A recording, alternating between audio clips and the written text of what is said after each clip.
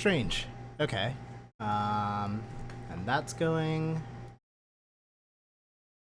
Not sure why the preview is black. I have problems with that.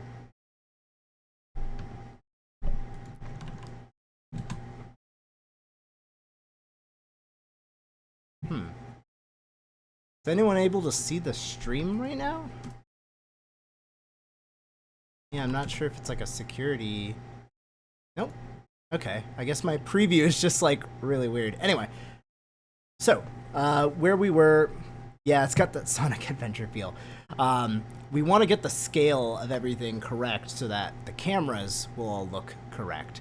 And since I failed to do that, the first thing we're going to do is pretty much just scale everything down to where it all makes sense. And then that's just going to make everything so much more sensible when it comes to, like, you know, how big things are, how many things need to be in the background of things. The camera blur is also going to make more sense, and that's really important to me as well.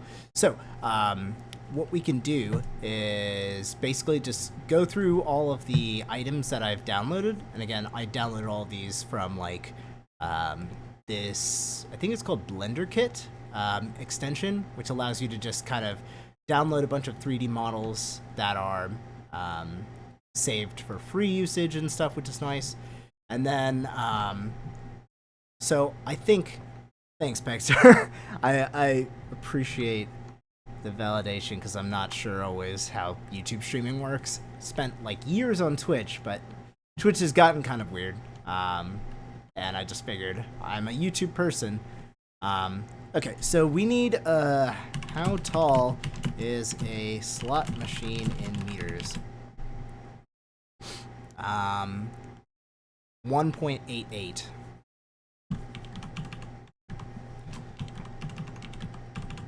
And I don't know like a million hotkeys. You know how some people just magically know the hotkey to use for everything? I'm not quite there yet. So, for now, we're gonna just kind of build out this room. And I wish I had the pop-up that tells you what hotkey I'm using. I think that's something you can get for OBS. But that would be kind of cool if people are like following along or just interested in general. And what I'm basically doing is blocking out a scene where I am going to be, now I'm like humongous, so we'll just make me a meter tall. I'm going to be winning in this sequence, and I want this scene to be the one that I spend the most time on, because I think this is like the build-up. So what you can see here in Blender is we have multiple views that are showing different stages of the process. It's kind of like looking at your video before and after color grading or something, but specifically for here, this is a view where we don't have lighting engaged, but we have textures loaded. So one thing you can do is also just look at it, and I like this feature. We can look at it without textures, and then we can focus on the shapes. We can focus on, you know, just different aspects of the room that may be hard to tell if you're not, like this chandelier, which also, I think this chandelier model was like super big. So, yeah, in a dining hall, or not even in a casino, I think this would be like kind of big, but not like, oh my god, I can't believe this thing might bump into your head. And the purpose of this is just so that we have a practical reason that we're getting lit from the top. And eventually we'll get to the point where we can go over the lights there. I'm going to get rid of those slot machines. The casino machines. I know what those are. And then what we can do is basically kind of copy these, and I'm going to rotate them down here. And as far as I remember in Vegas, there was just crazy amounts of slot machines. We don't necessarily need to even make that many because each shot isn't even going to use them. So one thing that I've learned from a lot of people who do 3D And we've crashed, so let's load back up. Not sure why that happens, but sometimes if you make too many things and run out of RAM and stream it at the same time, it will do that. All right, so where was I? Yeah, basically, we should try and get as close to what the shot is going to look like, because that's all that really matters. So, where the hecky is my camera? So I have this one labeled Camera Ro, and you can see that in the top right. This is kind of like the inspector in DaVinci Resolve. Well, it's more like your items, so maybe not. It's more like your project view. But what we're going to do is try to angle exactly what I want out of the shot, which for me, I want it to be kind of like a close-up because it's about my face, it's about that motion. And I'm actually going to label this vid_ro_victory or something. That is the video that I've imported as a 2D plane. And the reason why I've done so is so that we can get my footage into the scene and realistically pretend like I was really in that place, which is why I love all of this so much.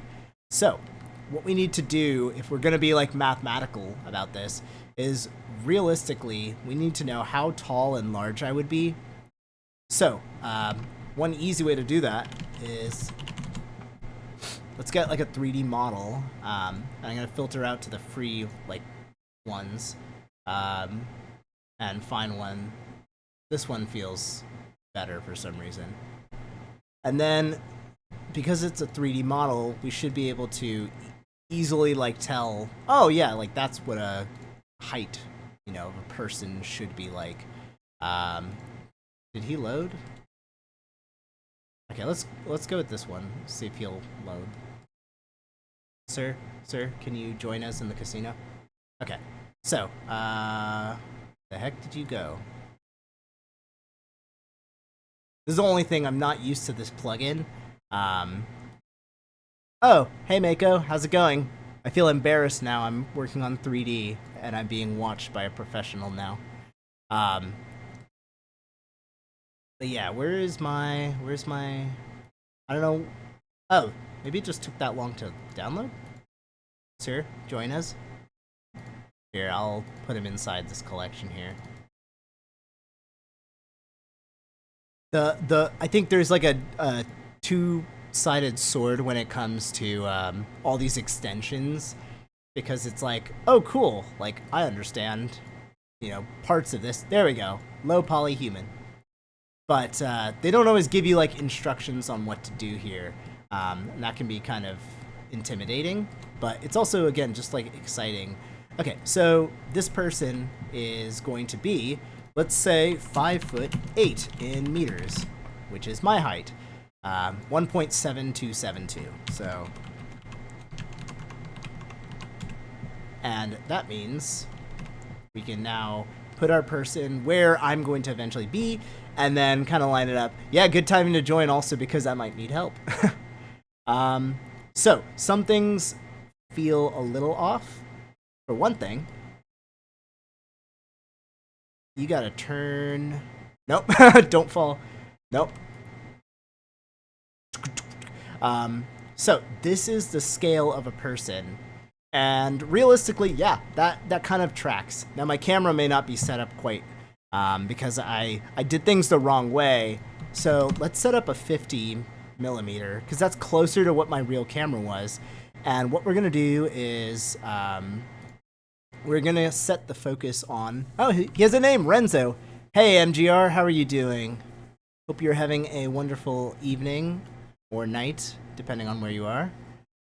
So we're gonna take Camera Ro, and now we're gonna try to scale me up to where I fit the size of this person, just so that we have the match. And then what we can do is hopefully scale me to where my camera presence. Oh, hey dude. He's just like, I loaded a 3D model. I'm like, where did he go? And he's literally sitting under the table. He's just like, I want to play BALATRO. Yeah. What's this guy's name? I feel like they all have names. Human 2. Oh, we can do better than that.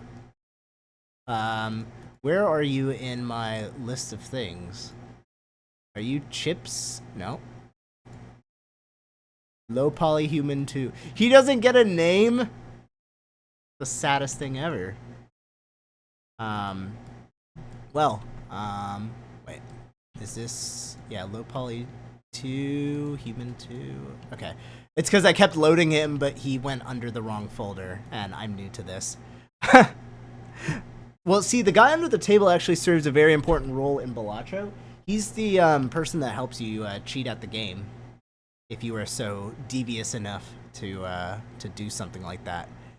Anyway, so again, what we're gonna kind of get to do here is it's like we're rebuilding what you shot with the green screen. And forgive me, I need to share the full process of what we did here so that everyone can appreciate how weird this process is. Not that shot. I'm playing with fire here, kind of just jumping around shots. I believe this is the one. Nope. And let's go away from my fridge real quick.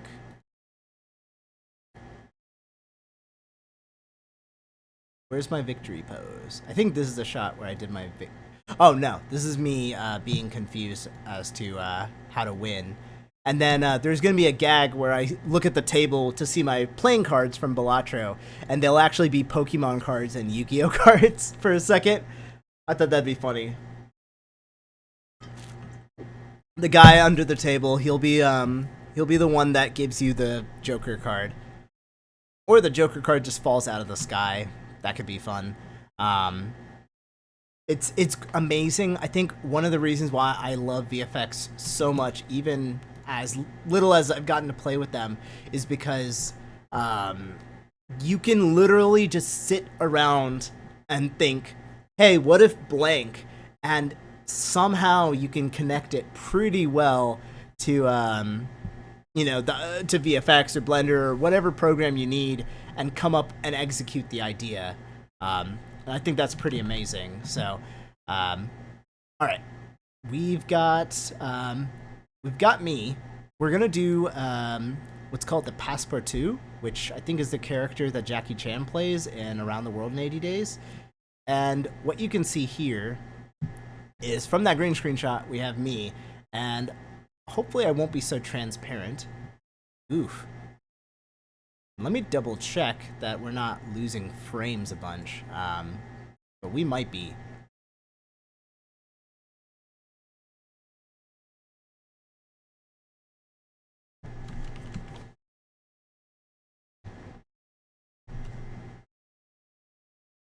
Okay, apparently there's a check if my cat is in here. He is not, so don't worry. Doing great. Time to work on covers and study more VFX. Well, if you ever want to implement VFX into VGM, you have my attention and my encouragement for sure. I wish I had all 5 pieces of Exodia just so I can put them in the video. Also, what I'm going to do, because we've crashed twice now, is I'm just going to make sure that we're not running out of dedicated WAM or any sort of issues there. I think it's mostly CPU from streaming. So let me see if I can pop out the chat. And then I'm gonna close one extra window. Okay, wonderful. Oh yeah, I'm supposed to say hi to you as well. Hi, Allie. He's meowing somewhere. Well, he's not meowing here, so I think he must be trapped somewhere else. So yeah, what we can do now is we have like a general idea of what the shot should look like, which right now it's going to be me cheering. I've got like a little bit of this Shawshank Redemption feels, and I want to try to get it to look good and match the general background of being in the casino. And then I want to stretch goal and have some like other people standing around in the back, kind of like onlookers. And then I want to drop some cards from the ceiling, just like kind of a rain of confetti that I won or something. A little bit about DaVinci Resolve and a Minecraft metal cover. Oh, Pigstep. Yeah. Pigstep's a great one. I've actually been using Resolve a little bit more, specifically for the color suite, so that I can get a little bit more accuracy when I'm doing VFX. It's been very, very helpful. There's been a lot of improvements since I first used it a good while back. So what we're gonna want to do here is we want to get some distance, because what that'll do for our camera, of course, and I'm gonna change the focus. We don't need Renzo anymore, so I'm gonna hide him. Sorry, Renzo. Actually, what I'll do is I'll hide the folder on top so I don't forget. But we can slowly change what's known as the aperture of the camera, and we can also tell it, hey, just focus on Ro, and at some point, we should be able to get a really nice blurred background. And this can be really hard at times, so you may have to experiment, but depending on the kind of lens you're using realistically, you should be able to get that like perfect focus. I will remember you. And this has like a weird like Viz novel vibe to it. I don't know if you all are picking up on that, but I think that's the result of just like, it's still obviously 2.5D. See, what's weird to me is how far away do these things have to be to start blurring the way I want them to? Because we've basically put the camera farther away and zoomed in on me. But as I lower my f-stop, I'm losing the focus here, and I don't like that. See, like the second it gets in focus for me, I want it to still be not super sharp for the slot machines. So we may have to experiment and like make the background like super here, like if I do 50, if I do 160, it feels like I'm in focus. But see, that's where I'm in focus. Just about here. So, so this is again what our shot's going to look like at the end. And yeah, we can see our carpet, which is great. But yeah, the thing I don't understand, of course, is like, how far away do they have to be to where it starts getting blurry? So yeah, I'm not entirely sure, but there's a few issues I have. Hold on, let's see. Garfy. I don't think he's in here. Weird. Anyway, so yeah, we may need to learn something that I do not know. So, Blender, how to make bokeh shallower sooner.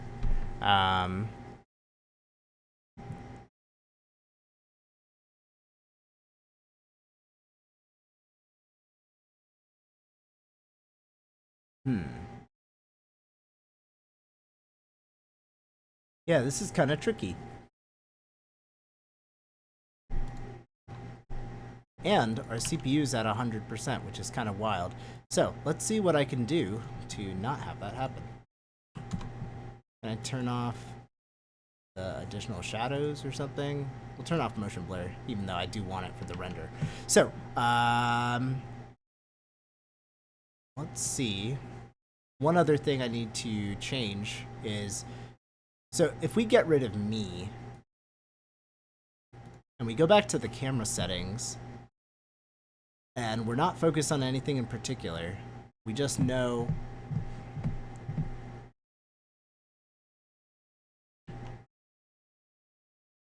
Can you not find it?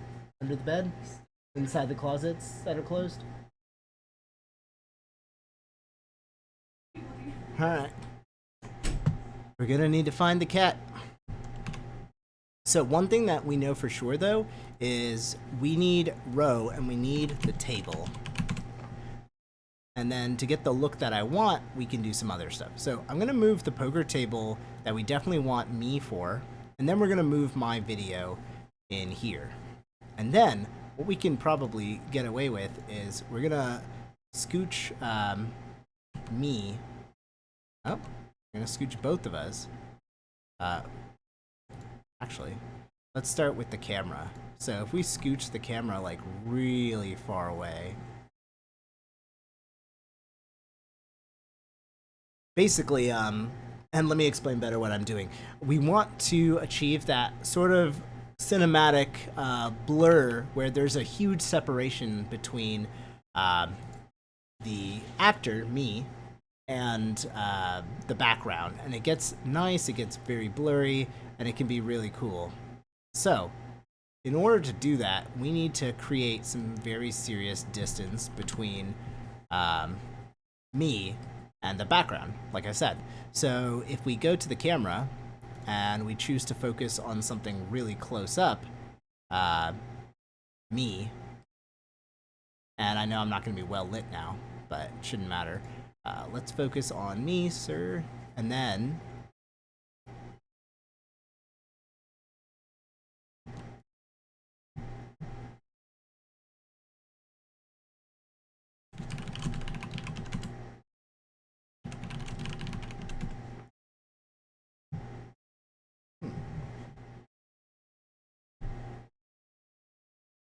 like this blur effect is based on the element's distance to the camera. Yes, so, and it's the distance between the camera and the person in their background. So that's why everything looked really sharp when we were doing it earlier. But, you know, if I set this to something like 1.4 as a f-stop, and then we move back again, at some point I need to stay in focus, which is kind of odd.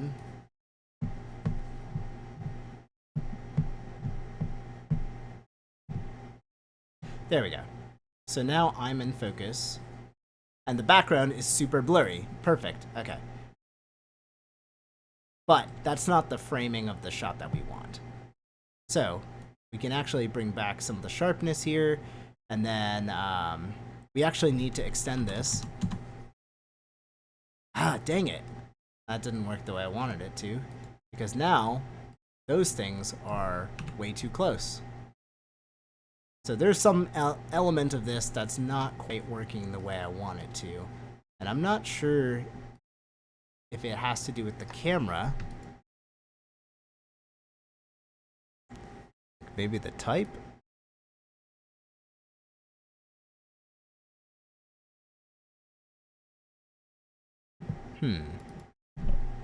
Yeah, this is very interesting.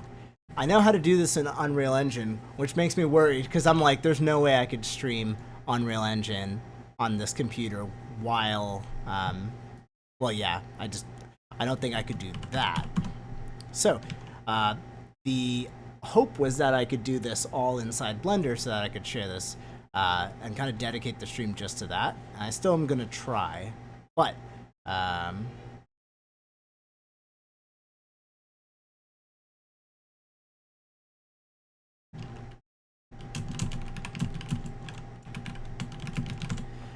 alright, chat, we still seem to not be able to get my cat, so I'm actually going to have to unfortunately take a little bit of a break here.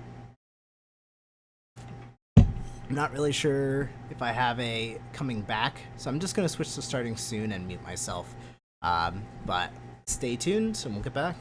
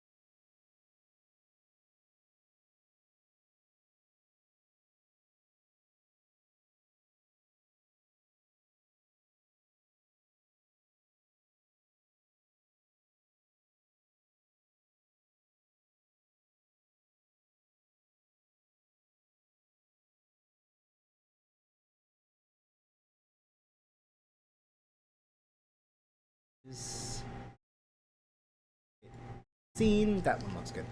Whew. Okay. Garfy is fine. He was in a drawer, which has never happened ever. So, yeah, I guess he thought that would be funny. It was torture. So, yeah, I think I need to figure out Blender camera with not blurring background enough. Let's kind of ask it from a really like dumb point of view. Yeah, focal length.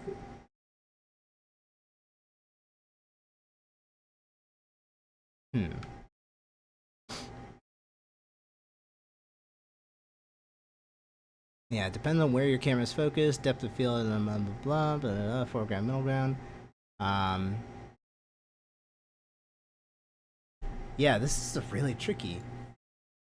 Yeah, wake up at tomorrow for 5 a.m. Wow, that's super early. Well, thank you very much for swinging by.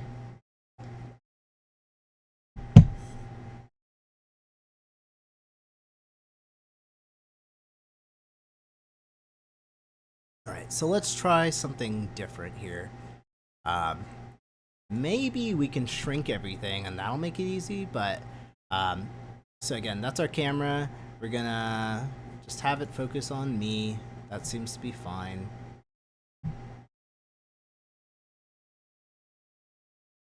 And then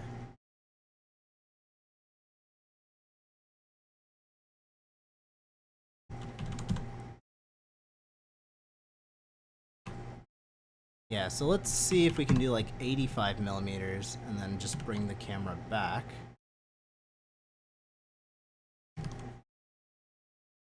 And then slowly creep it back up.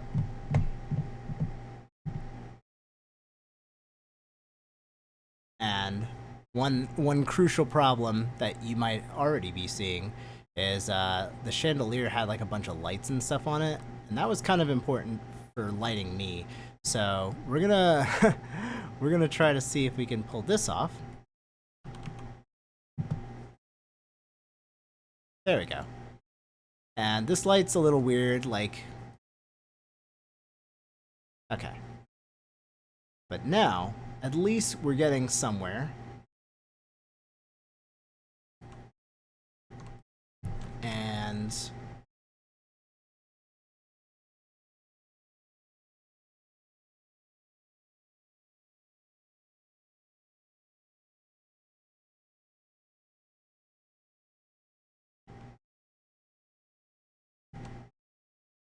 And maybe we'll scale these up a little bit.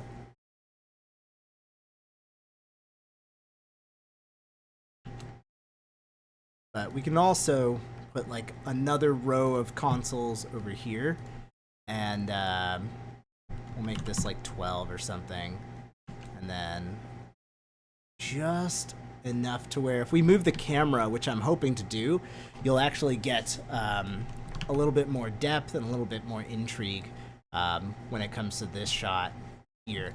And just to kind of show what this will look like to start, that's pretty much where it is.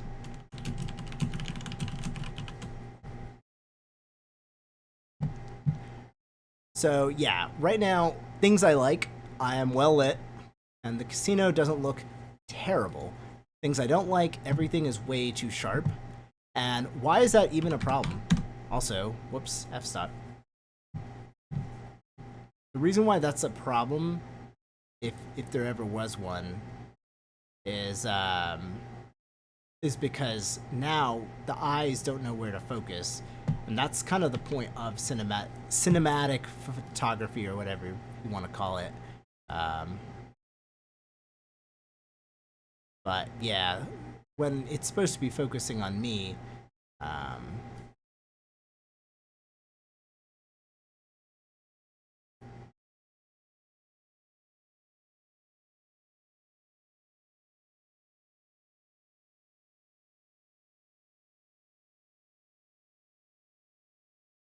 ooh, that was something.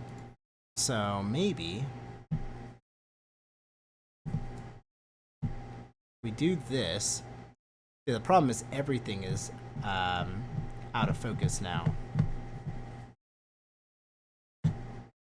So I fear that there's another reason why this isn't working, and it could be that in Eevee, which is the render engine that's kind of simpler for Blender, and there's our crash.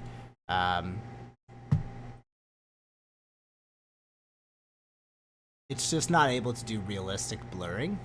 So what I'll still do is, if I can't get the focus to where I like it, I'll just keep working on literally the other important aspects of this.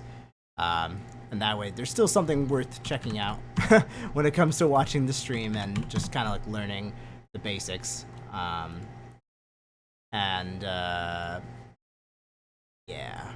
because then we're starting to like mess up our scaling here. This is supposed to be like a lively casino with a lot of stuff in the room, and we're not going to get that vibe.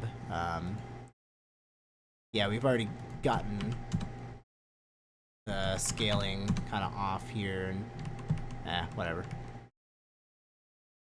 For now, I don't care, but I will. Let's scooch these back a bit. And then let's make sure they're all above the ground, because that would be really bad looking. Okay, and now we, on this side, we'll keep the camera view and stuff, even though it's not in focus and blah, blah, blah. And then what we'll do is just poke and see if it's going to work magically if I switch to cycles, which again is very, very intensive, much more complicated, much more realistic. The shadows are going to be ray traced. This is a fun word we all know now. There we go, and I was right. Okay, so what we have to do is do this in cycles, which we'll see. Again, maybe this will work better because it's also GPU powered right now. We also have the experimental. Maybe that's faster. Maybe that's going to crash everything. You decide. And we're also not going to have any like denoising. But yeah, this is making me happier that I understand what's happening. So on the right side again, we're going to play around and we're going to decorate our room now and make sure that this feels like a real casino, a real victory to be had. So what things come to mind in a casino? That is the question. And as every 3D artist always says, look up references. This is a zoomed in shot for like many reasons, but I want to like see as much stuff as I can in the background, stuff that might be interesting. Obviously we have like a bunch of lights here, which is cool. We don't need anything that's not going to be in the shot, so we're getting rid of that for a really good reason. And what's nice is we're also going to, we have a table in front of me, which is great. So we're covering up where the green screen like stops. And hell, since this is working, we can actually zoom out a bit, or we can start the shot, you know, and then zoom in. Roulette, craps, blackjack, yeah. So stuff that we can fit into the shot. We might be able to get a couple of those games, and we could even switch it around so that this casino in general just looks a little more interesting. And what I did there is I basically keyframed, which anyone who's edited in video editors might be familiar with. And this kind of just has like this dramatic like victory zoom. You start focusing in more and more on me because of the zoom, which is really cool. So let's take our casino tables that we did have out, and maybe we can like put one during like a wide shot so that you can see like there's other games being played at this place. And this is where it gets really fun. It's like you're playing The Sims again or something. So I think it's really nice that it invites a lot of really cool you know, scenery. This one's obviously not kind of like going on too much, but you could do like realistically, would this not also just be like a crowded place? And we can pretend that this one's another game, but I don't think folks will see that one either. So I'm like, okay, that's fine.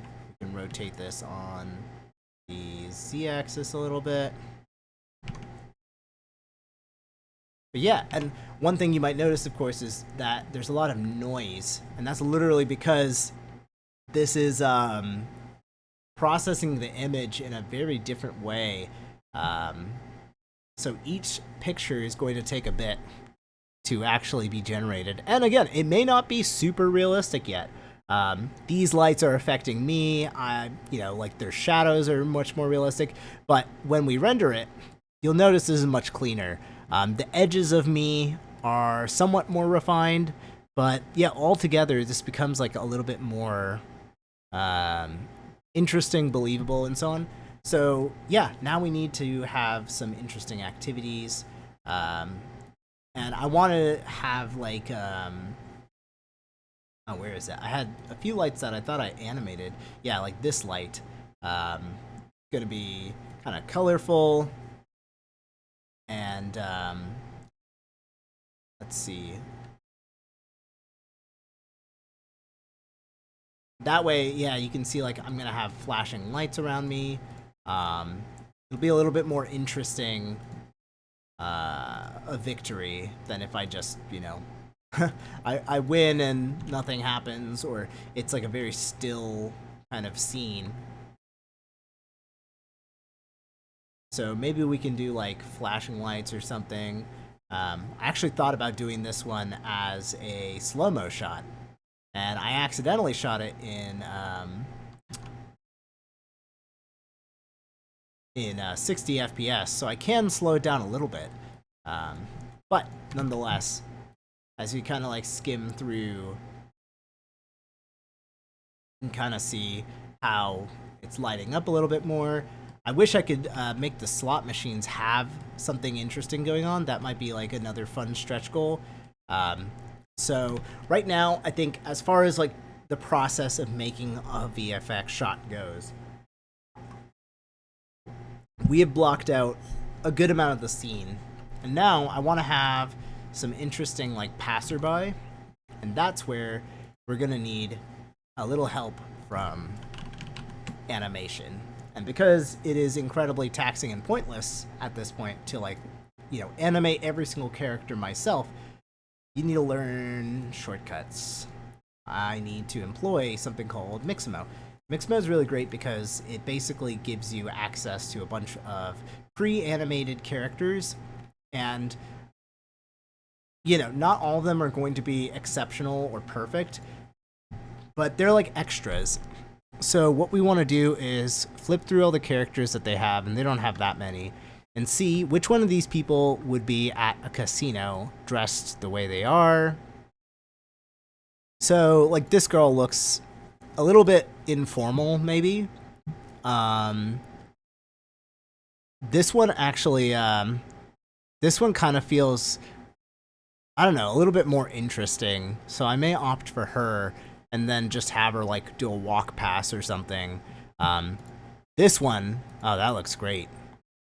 So this is great because as long as I don't show his face and terrify the living hell out of people, I think that's the costume I want.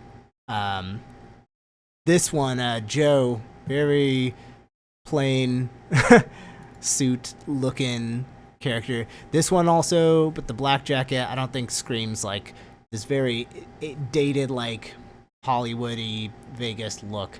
So what we need to do if we like him is just like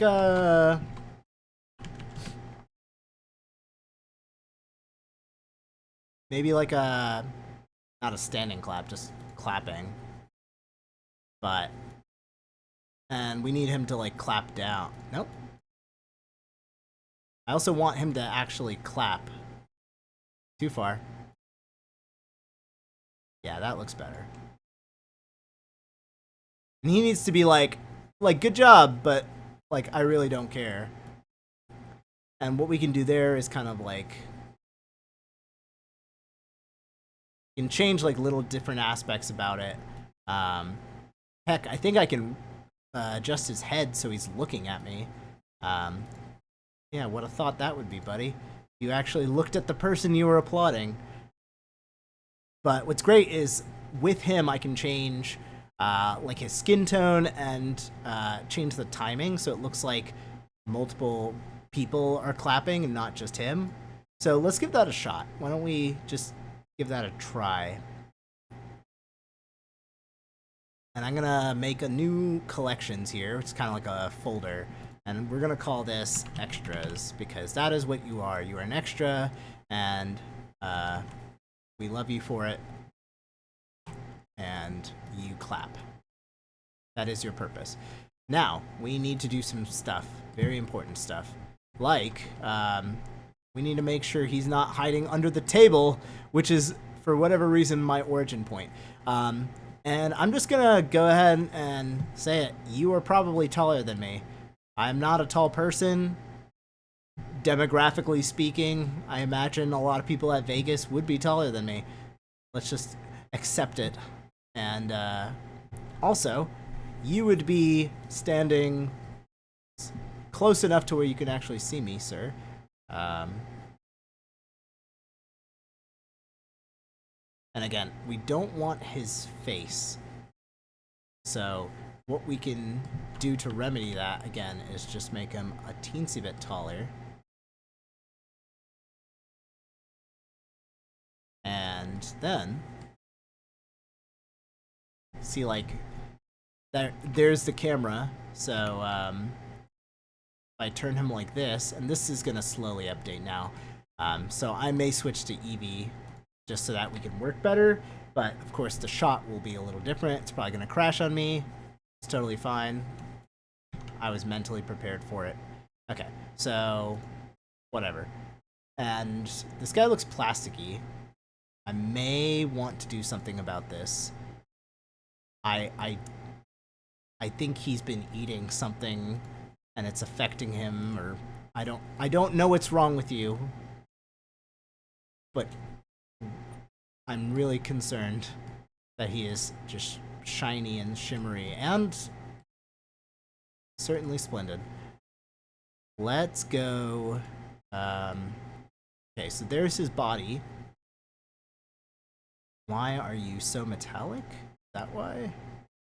And then we can basically check all of his textures for metallic properties, basically, because he should not be the way he is.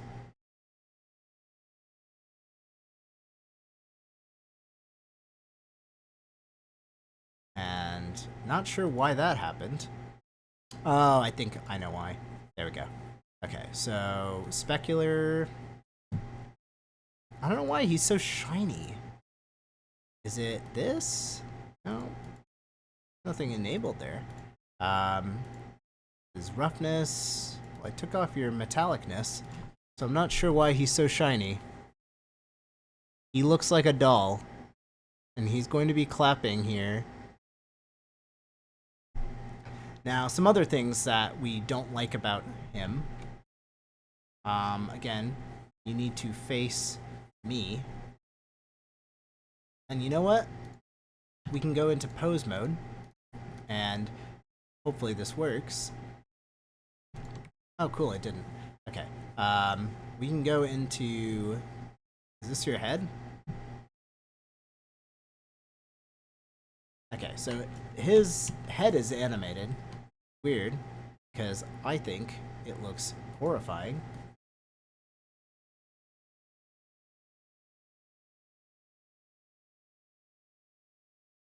But we'll just kind of give him like a little... There you go, sir. And then he stops clapping because of his loop, of course. But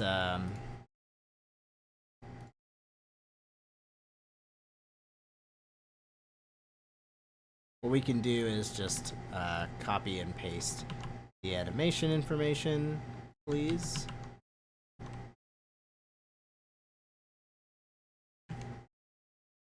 And then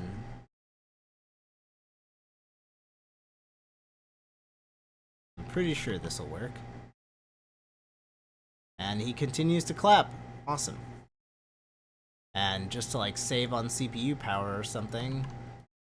Boom, boom, boom, boom, boom, boom, boom, boom. Okay, awesome. So that is his job, and I'm just gonna name him something random. Let's just name him Ricky. So Ricky's gonna be doing that. He's gonna be doing his thing. He's wearing a suit. Okay, we need more friends for Ricky. So, what we can do is duplicate him.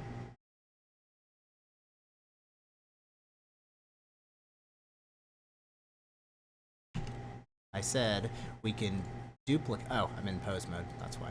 Okay. I was gonna say we can give Ricky some friends, can't we? And then all we have to do is just offset Ricky's oh gosh. I took the armature and I did not copy the actual character. Okay, whatever. What kind of rocket science is this? This is Blender, my friend. How are you doing? We're making a little animated scene for my BALATRO video, and I'm hoping that this ends up looking not terrifying and scary. But I can't promise anything.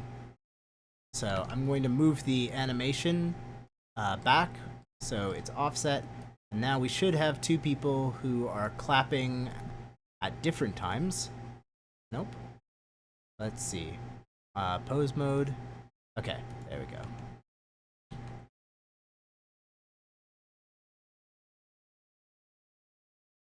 And you know what? Let's make him clap slower.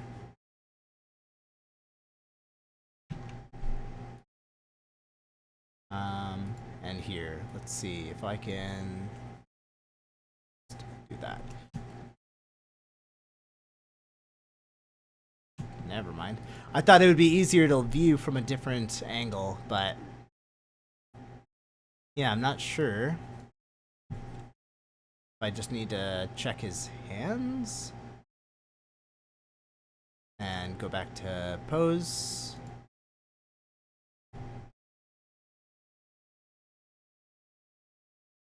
Because it's very odd if they're all clapping. It's very creepy. So we don't necessarily want we don't want that. And we can also slow it down. But what I don't understand is why you are being so strange when it comes to your animation. I think it's because I'm in pose mode for the first Ricky. Okay, so now we'll do check him. And then we'll also slow him down a little bit.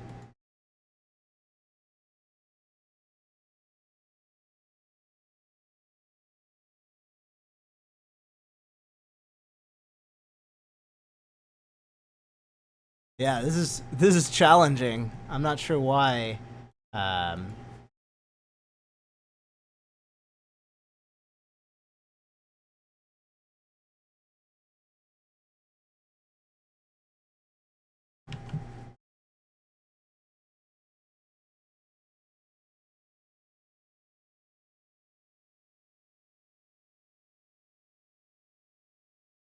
It's very strange.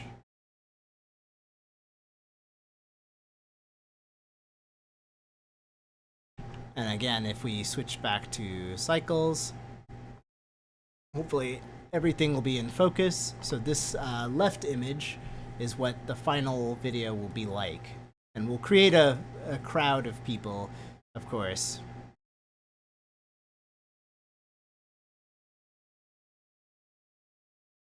But yeah, I'm not sure why these two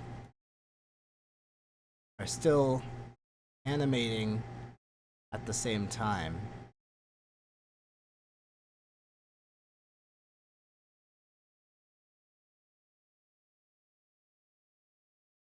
Yeah, it's very peculiar, very odd.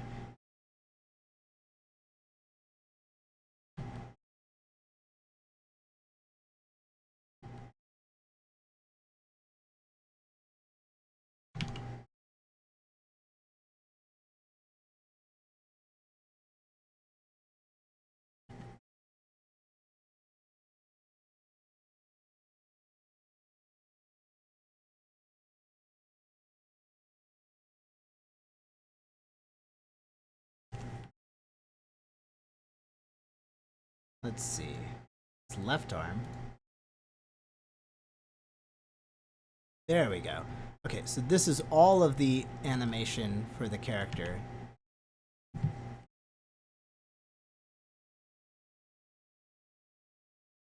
Okay, so now he doesn't know how to clap. He looks terrifying. And he looks like he's never clapped before, which is probably a problem. So he's doing this. I ruined it. Okay. So yeah, important lesson.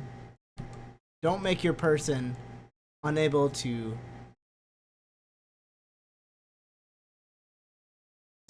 clap. Just need to move it off a little bit, and then slow it down just a little bit.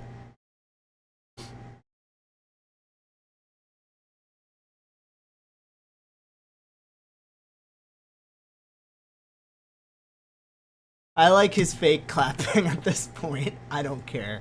I need to make a crowd now. So, now that we have people clapping, if you can call it clapping, we need to make a crowd of people. They don't have to all be clapping, and we need them to be much more diverse. So let's solve that first one. So instead of Ricky, this will be Jimmy. And what we can do for Jimmy is, there we go. And I don't know why, again, he shouldn't look this way. This is strange. His material is so reflective. Oh, are we gonna crash? Yeah, we crashed. Okay, so what we're gonna do next is change Jimmy's clothes so he doesn't look exactly the same as the other guy. Maybe change his skin color. Just anything we can do so that Jimmy looks a little different. And then let's go to the shader editor here. And what we can do is, there's the base color, and we can create a color ramp. We could probably do something better too. Color ramp. Nope, that's not it. Mix shader? No, we're just mixing color. Yeah, and then we'll do this, and then we'll just do a color ramp of some sort, and then plug that in, and we'll make this guy's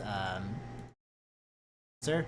Okay, we will make his jacket a little different, just a little different, and then the color can be, I don't know, why not red?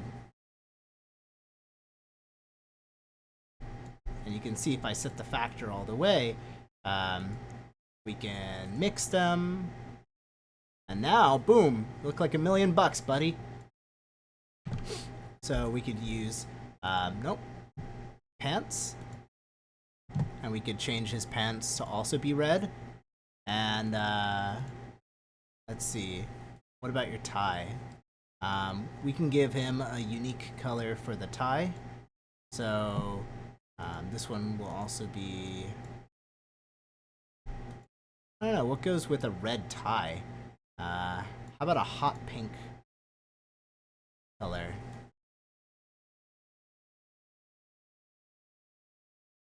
And then we'll blend it with that. Maybe we can get a little bit darker. Yeah, and now he already looks different. And then, when it comes to his skin, let's see. So this is the body color? I don't even know if it's called skin tone. But let's see. Jimmy, what is your... That's your belt, that's your body, eyelashes. I don't care about hair, because it won't be shown up that much. Shoes, suit, tie. Is that it? Is his suit color part of his body color? That's kind of odd. Because I just turned his suit red. So why isn't his body red? And then one thing we could check here is the UV editor, image editor. We'll just see.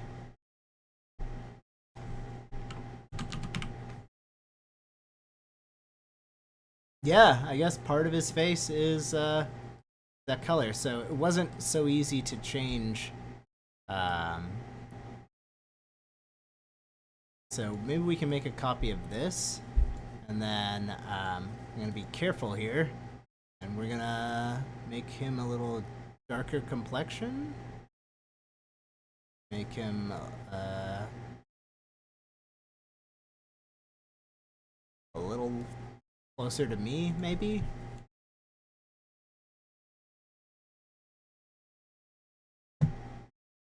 Boom. And I don't know if that worked. I'm trying to zoom in, but did I make you slightly more diverse now? Okay, excellent. So yeah, there's a lot of interesting things we can do with the power of Blender. And now I want to have a crowd. So let's go back. Again, these fellows are going to be cheering and jeering and clapping for my success. But it's not really a success if two people... Ooh, had a question for your expertise in particular. Is a sync license needed for a video like this? And how would you procure it? So, great question. Also, in general, thank you for giving me something to talk about besides this torturous work. So, when I make a music video and the music is a cover, by US law, you are required to have what's called a sync or a synchronization license so that you can create what's called an audio-visual performance music video.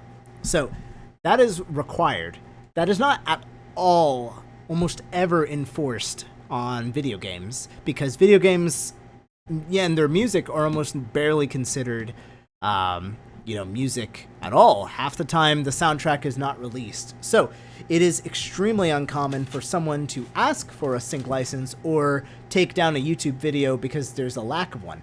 It's not something that's never happened, but it is almost 99.9999999% been fine. This is the risk that I take and many people take. However, I have gotten a sync license for maybe a handful of music videos when I reached out to the indie game developers, showed them my channel, and said, hey, I've been doing this for 12 years, and this is the quality of my work and what I know about licensing, and I wanted to do this correctly with you. And for those few times, or the times I've been hired to make a music video, then yeah, I've gotten a sync license, and it's great. For every other time, I can't really tell you not to do something legal, but I am taking the risk by not having a sync license. For a game like BALATRO, where I could probably go on Twitter and reach out to the composer, maybe even the developers, and say, hey, is a fan work okay? They're probably going to say yes. So my suggestion is, make your music video, back it up so that if it gets taken down on YouTube, maybe you can find another place for it. And of course, just do your absolute best when it comes to the music distribution, because there is a legal way to put out music. So a lot of music, cover music, can be licensed and done the right way. And sometimes it can't. And in those options, again, fans are going to be fans. You're going to create fan work. So I think everyone should feel empowered to try. But again, I never sell anything on Bandcamp that's unlicensed without saying so, and I have not done that because I don't want to, I don't want to break a rule just to make a couple bucks. I want to do the right thing so that we keep doing the right thing and people see that, oh, like this is a great idea. Okay, so what I'm going to do here is I'm going to look for maybe a crowd of people that we can add into our casino. And I mostly just need them to stand. So maybe it won't matter. And I do need to get some women in here. So maybe I can get like a woman in a dress, like a cocktail dress or something that would be like common in a casino. It doesn't even have to be a dress. Low poly.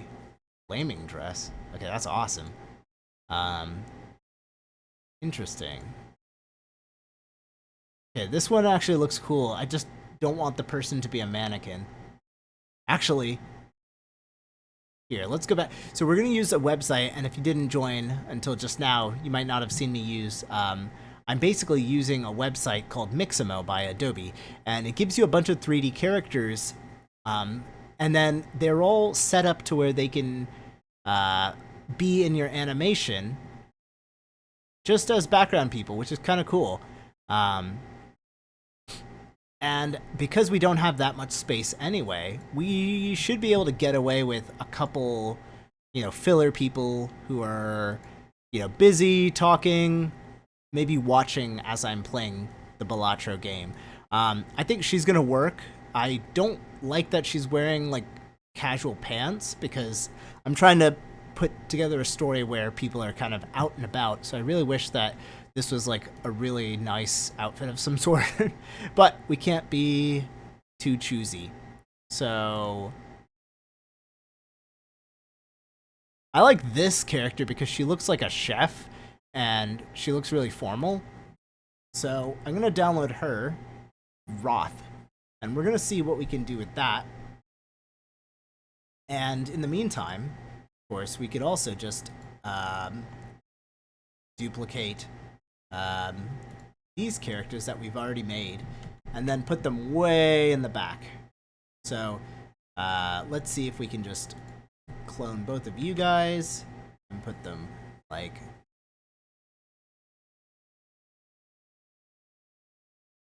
And again, if they're not going to show up on camera at all, it's not worth putting them, I think.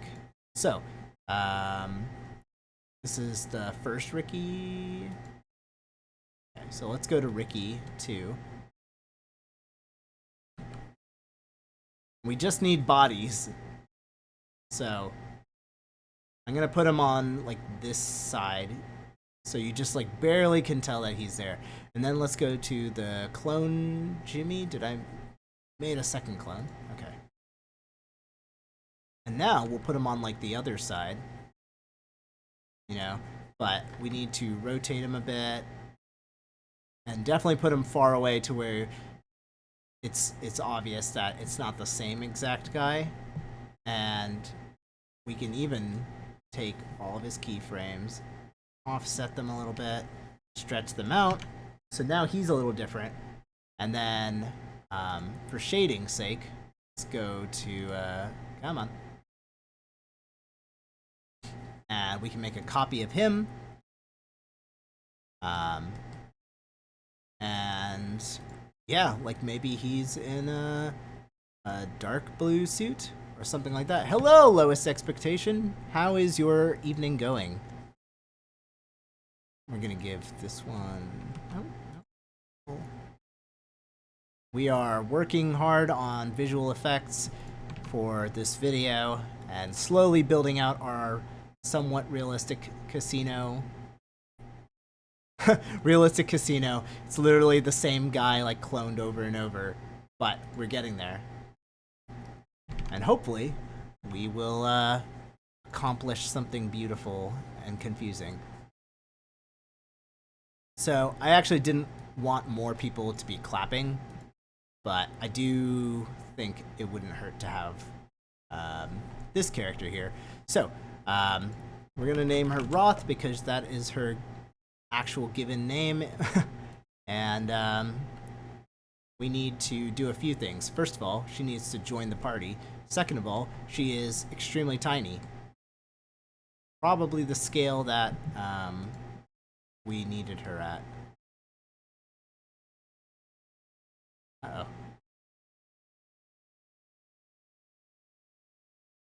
Okay, and we can make her close to the height of the other gentleman here.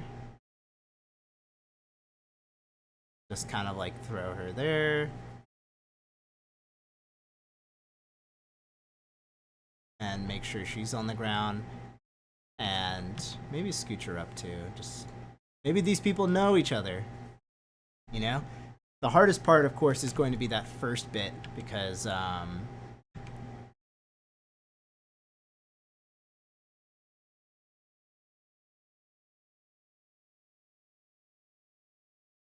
it's going to be zoomed out, so you'll see some of these other characters there, and that's going to be the challenge. However, you know, as we build out our crowd, and we're gonna get some really generic people to just stand around in a second here. We're gonna be able to like kind of ignore all that. It's gonna be more obvious how unimportant these people are. So let's see. Can I find just like I don't know. Well, why don't we get this guy? And we'll try like a little movie trick for this one. I'm also going to head off to the restroom real quick as we load this gentleman here. Feeling trying to finish a script for a video and letting myself be distracted. Well, you're in the right area. I'd certainly love to know more about the script. I'm going to take a quick bathroom break and I will be right back.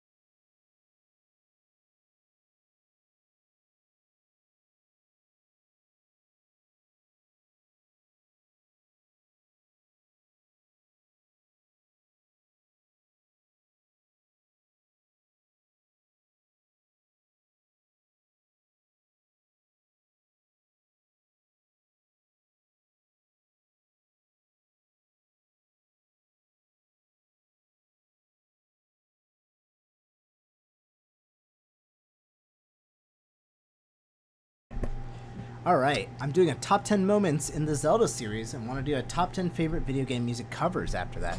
Interesting. I'm very curious what moments will qualify, partially because I also just, I don't know if I've played enough Zelda to think of all of my favorite moments, many of which will be in Twilight Princess and Breath of the Wild, and some in Wind Waker. There'd be quite a lot. Okay, let's see if this man has downloaded. I haven't figured out why I have to download people into this screen only, but that seems to be the case. Okay, so we have man. And let's go back here, and we will bring him to our scene where the crowd is. This guy, he doesn't care. He doesn't care that I won. He's just at a casino.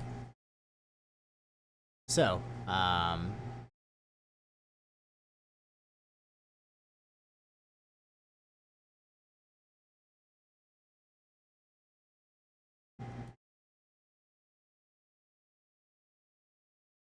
and his walk cycle is, where is that?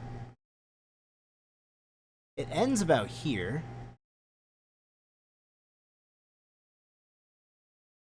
Which is kind of interesting, because I'm like, can I copy and paste that? Because he's just going to restart his physical position, is he not? And then just kind of like...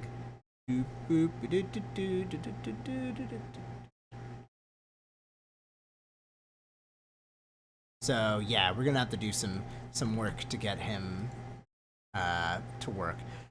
Only ones I haven't played are Four Swords and Triforce Heroes. Yeah, absolutely.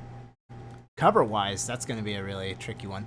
I remember, so back in the day when video game cover music was, like, still popular, and I'm going to go ahead and say it's not necessarily as popular as it was, I think, in terms of, like, keeping track of covers in the scene and all. I feel like it became much harder. But, let's see if I can get him to run in place. And that way he just kind of...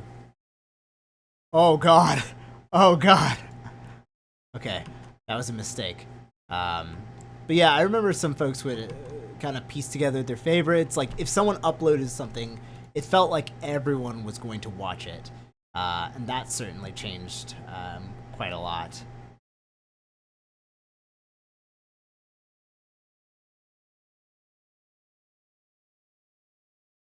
So what exactly is moving you?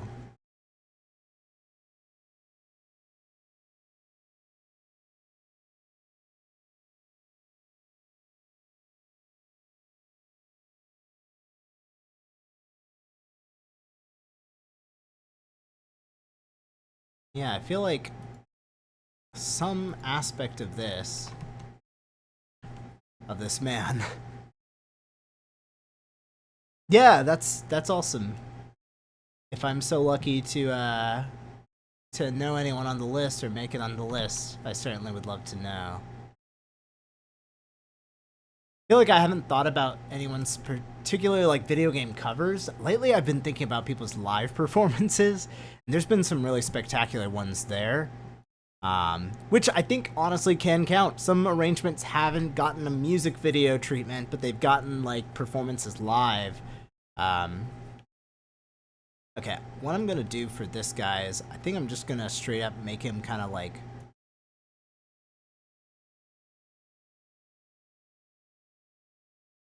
Oh my gosh, you have to start on camera, buddy. Okay, so where is he? I'm gonna set him to object mode. Okay, so this is our camera, and our guy kind of looks like Butcher from The Boys, but not exactly.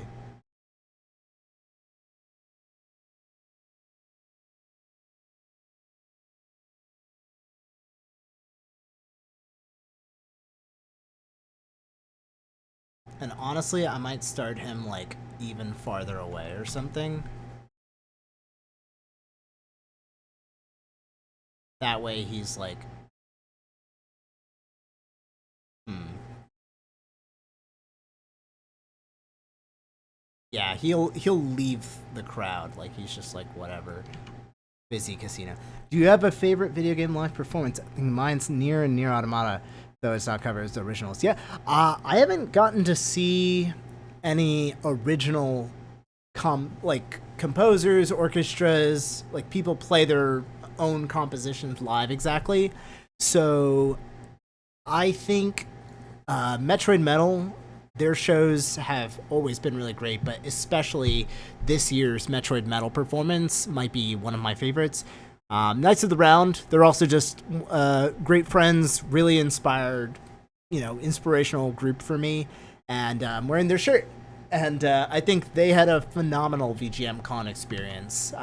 So those two are probably the ones that stand out the most because their musicianship shines and they do things that are hard.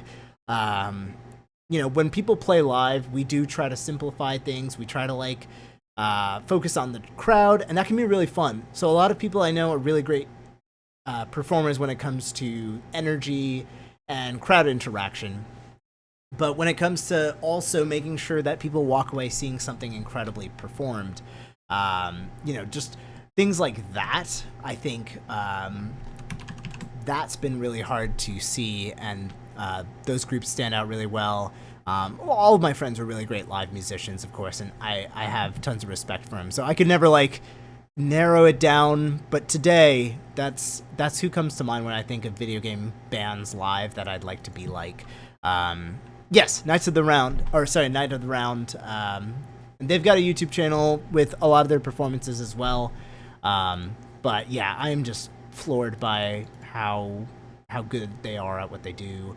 I can't believe I can't just spawn a floor. Oh well. Let's see if I can spawn another dude to just walk by this casino. We'll get closed out here. Little late for streams, don't you think? Depends on who you ask. I'm in Pacific time. But apologies for all my East Coast viewers and friends for the inconvenience that I have now created. Wait, is this the same guy that I was trying to get to walk around? Or is this the new guy? Okay, yeah, that's the old guy. Yeah, this guy's also named Man. These people should name their random 3D models. How can you not? It's so important. Yeah, they're easily my favorite act in VGM right now, and definitely the folks that I think are my biggest role models right now in terms of like sound quality. Their mixes are incredible, and yeah, they just put on really great shows. I'm a sucker for like the technical, especially. Another band that I love, of course, Pokerus Project. They do incredible progressive arrangements of music. I have not gotten to see them live yet, so I hope that they can come to the States and perform. Their arrangements are just next level, just absolutely incredible. Yep, I moved. So I didn't make like a very 2010 move where I could make a YouTube video saying I moved and like vlog for 10, 20 minutes and people would actually watch it. So sadly, I still am going to have to clarify for the next like 2 years, I'm sure, that I'm not in North Carolina anymore. But nonetheless, hello, Glenn. We are making a casino for a very quick shot. We actually have a lot of stuff that we gotta edit here soon, but I've been getting distracted because I'm learning a lot of new things. And especially when it comes to just animation in 3D and stuff. What the heck is all this?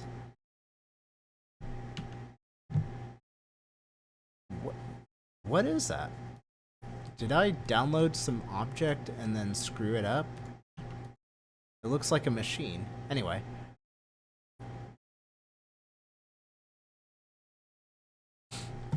We're just gonna have like... So now we need some sort of like confetti or something going on. And that feels like it should be really easy to create.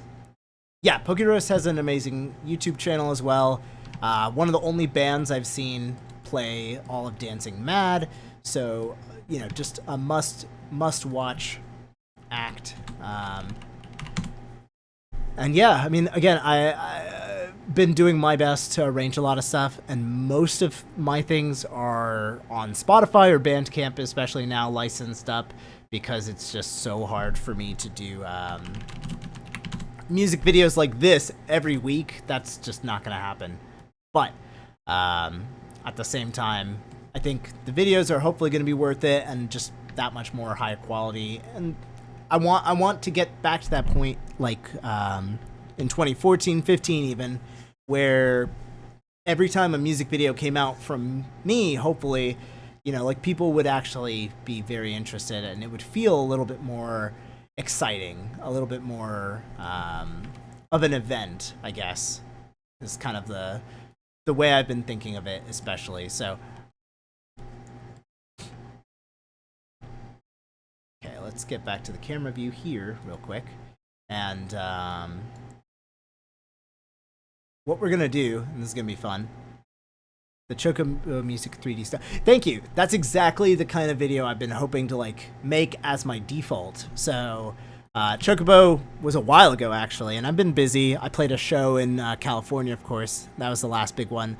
But Lugia's song, we went out into the, the beautiful parks and stuff. My Final Fantasy VII cover was the first one I did here. And BALATRO is going to be new.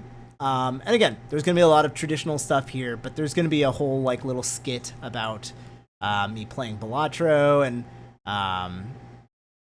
just kind of like a lot more fun things that connect to the game itself, which I think will be really cool.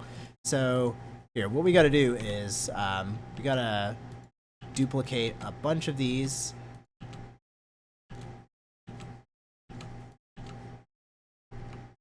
And I'm just throwing them here for now. They're all on the floor, which is fine, because what we're going to do is create a particle effect. And this, I think, is going to get rid of the need for as much of a crowd interested in what I'm playing. So what we're gonna do is we're gonna. Do we need the extras here? This isn't even an extras thing. We're gonna create what's called a emitter for a particle system. Thank you. Again, like, I think it's beautiful the way VGM has evolved in terms of like the kinds of YouTube scene and the kinds of musicians who are popping up. But I think what I've tried to do is make my channel and my like sound, my videos and stuff just feel more and more fun for me to make and less stressful and stand out to where in 3 years someone hopefully is still like, yeah, that was a really good video. I still think about it a lot, or I thought that was a really funny skit. And, you know, that's what makes them also really fun for me. So, okay, what we're going to do is we're going to throw the emitter above my head. It doesn't have to go that high. We just have to make sure that you can't see it, which is great because if I check the first frame of the video, you already can't really see it. It's perfect. So,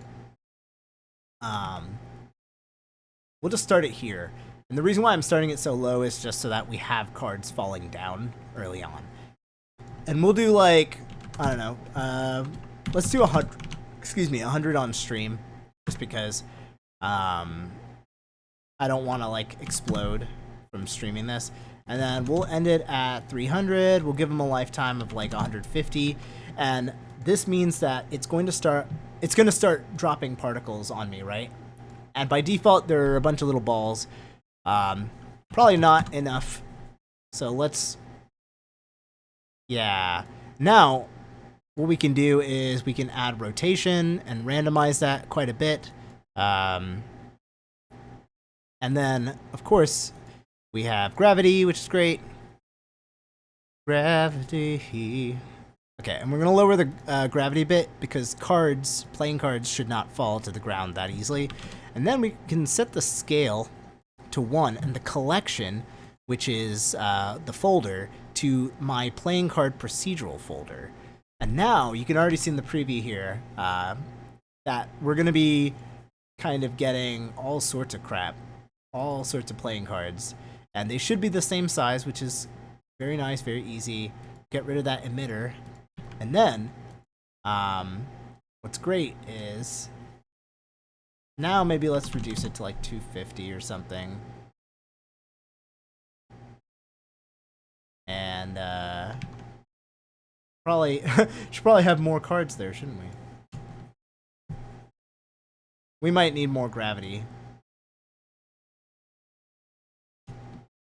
So let's go like 8.5. Sir, I would like you to... Yeah, there we go. Oh my gosh, how far behind is the live stream? There we go. Okay. I was scared. There we go. And we don't care if the cards actually touch anything. We don't need the physics, so we don't need to like torture the computer anymore. But what we can see from this is if we go into cycles, which is the more accurate rendering agent here, it's going to have the focus fixed up. It didn't just fall down. No. This.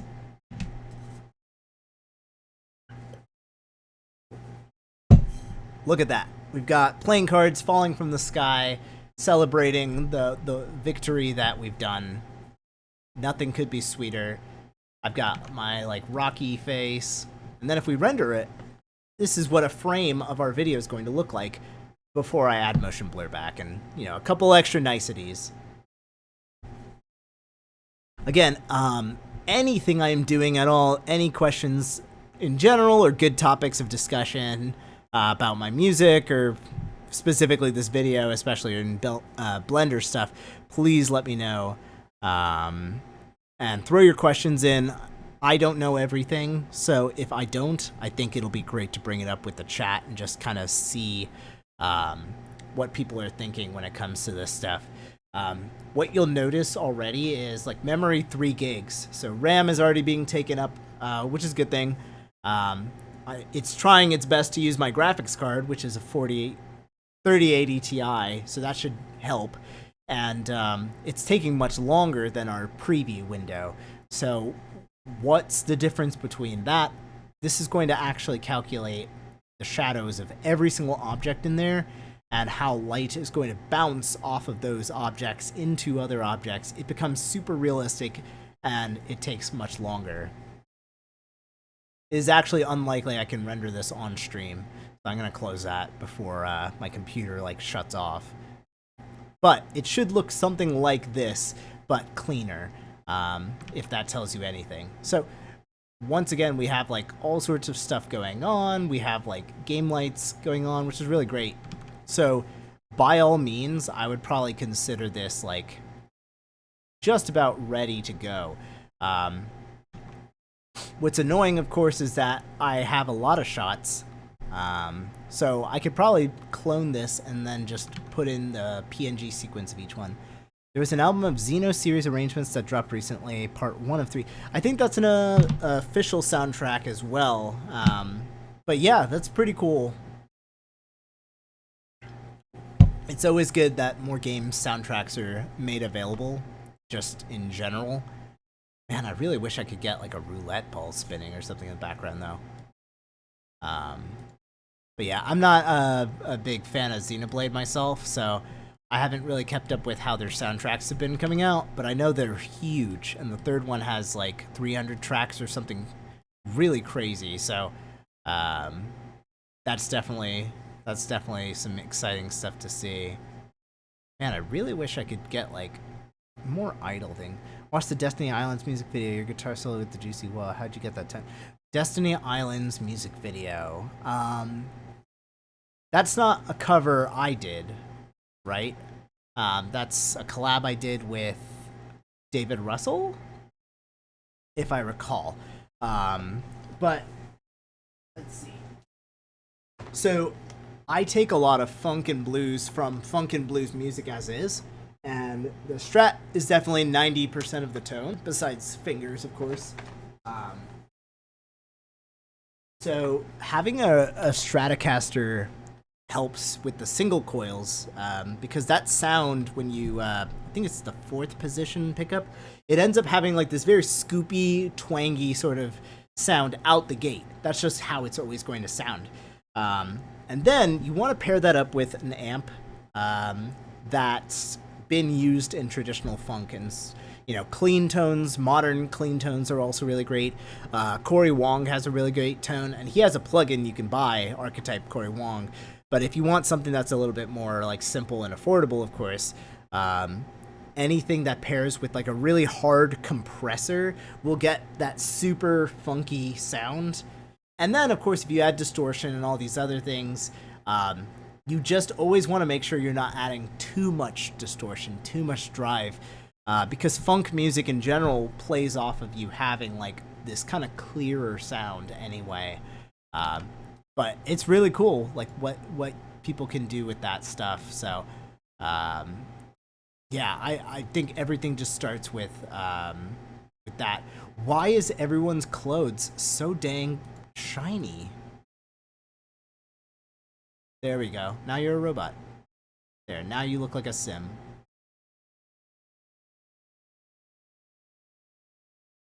Ah, okay. It's this IOR, which I guess replaces some sort of effect.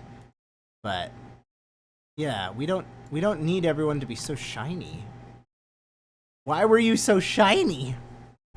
Xenogears and Xenosaga are some of the most interesting games. Yeah, I think I've read the premise of these things, and I got down with that. I wasn't really interested in the Xenoblade characters or story that much, and the UI was super overwhelming for me. I don't like JRPGs that much, as is, so I watched a friend play through the entire game. I can see why people like it, and that's usually the goal I have with checking out games, Just try to see if I understand it. And that's usually good enough. Okay, we gotta see if we can spice up 1 or 2 more things here. So, I have this idea, and let's see. It's basically with the slot machine. I want to see if we can flicker the lights. And that way it looks like they're turned on and like being played and stuff, and there's just a little bit more interest when it comes to that. So one idea I have is to take this emission value, and if we drop it to 0, see what happens? All of the games kind of shut off at once. We don't necessarily need it off. We definitely don't want it to like actually flicker. So what I'm gonna do is I'm gonna put a keyframe on the 0th frame, and then at the very end, which I've set to 240, basically 10 seconds for a 24 frames per second thing. And we'll get rid of the cycles, even though we probably need it for this. And then where is my thing here? Wonderful. Modded it to have a mini humbucker in the bridge, but now I'm changing back. Yeah, so I don't know if you can't get a pretty great funky sound out of the humbucker as long as you can split it. But I have a Strat with all single coils right now, and that's been really helpful because you have the full range. But the Strat I had for almost the longest time, not that video, but for a lot of my music, that was a humbucker single coil. So I actually was using a humbucker and doing a lot of blues, a lot of funk.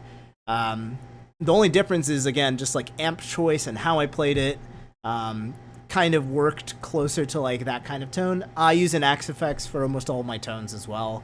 And I think the Axe FX is just my favorite source of tones for most things. So that kind of helps as well. Okay, let's go to graph editor. And then let's go back to slot machine. And then thought I set this to be animated. Guess not. I don't know, 25 or something.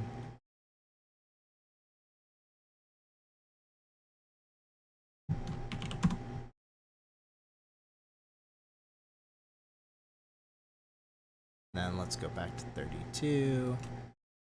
I'm just like randomly zigzagging this because I'm not the best at figuring out all of Blender's features, and I'm not sure why I can't seem to find what I'm looking for here. Basically, I'm trying to find a way so that I can randomize how the lights are flickering here. And for some reason, it's not quite letting me see that keyframe here. But it'll be fine.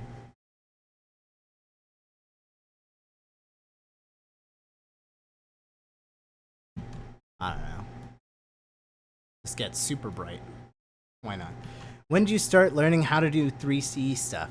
Great question. I don't know if I have the perfect answer, but I started when I was pretty young, like, I don't know, 16, 15, playing in Source Filmmaker.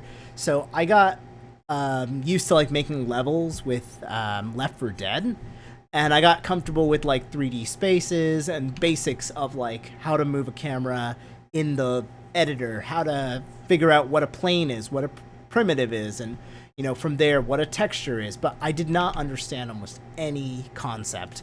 So slowly, I had to start kind of watching, you know, video editors do it. And I followed a lot more 2D VFX, you know, like compositing, doing After Effects, motion graphics, things that are 2D. And all of the channels that were doing these great tutorials on that kind of stuff, they slowly started learning Blender or Cinema 4D.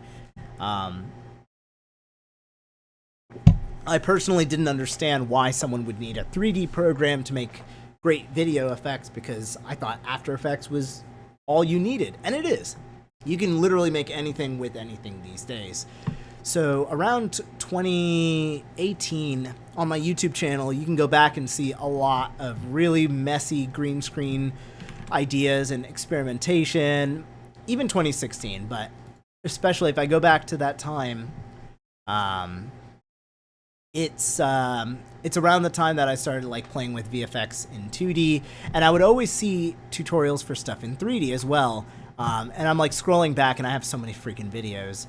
But in 2020, I did stuff like very frequently that I think is pretty like much some of the most noteworthy experiments of my channel, mixed with maybe like not my favorite videos or mixes, especially. I phoned it in when it came to aspects of that stuff. But yeah, as a result, I was like really getting into just VFX in general and all these different tutorials from Red Giant, from Production Crate and Cinecom.net, sorry. And those were the biggest influences. So 3D was still kind of like, maybe I can use it for this and that. Around 2020, especially during pandemic, I had a lot more free time at home and I started experimenting with green screen. That is when I realized that you can't necessarily make a lot of stuff look realistic or, interesting if it's all just interesting 2D backgrounds. That's when I started playing around with a program called Element 3D. It's a plugin for After Effects that lets you combine 3D objects and download them and then integrate them into stuff like your videos and green screen. And, I would put myself into these cool things. So that was like the big advantage there. Finally, of course, I realized like that's still not quite enough. So I saw Longest Solo Ever, a friend of mine who's more versed in like graphic design anyway, let alone Blender. And just seeing like the kind of animations and integrations he could do is really cool. Along with that, Unreal Engine 5 came out, and filmmakers, especially like those at Disney, at Marvel, and anywhere really, like small indie filmmakers, were all taking advantage of how powerful Unreal Engine is to make movies, like entirely in there or use them as backgrounds. So around 2021 and 22, I started trying to get Unreal Engine stuff to be, where I could make music videos. And I didn't know how I would do that, but I gave it my best shot. And my original song, Rebel King, that one was really, really challenging. Trying to like combine what little I knew about 3D and do really hard stuff. But I didn't do the simple things, which I should have. So now, for the last year, I've been trying to teach myself Blender and get to the point where I reach for Blender as like my preferred tool to come up with my idea. And yeah, it's going to be a little silly. Like, these people look terrifying as hell. But I think it's led me to be able to do stuff that not many people in the VGM scene want to do or care to do or want to do but can't do. And hopefully that gives me like some sort of creative advantage to where when you watch a Ro video, you get this experience that maybe, will last really well.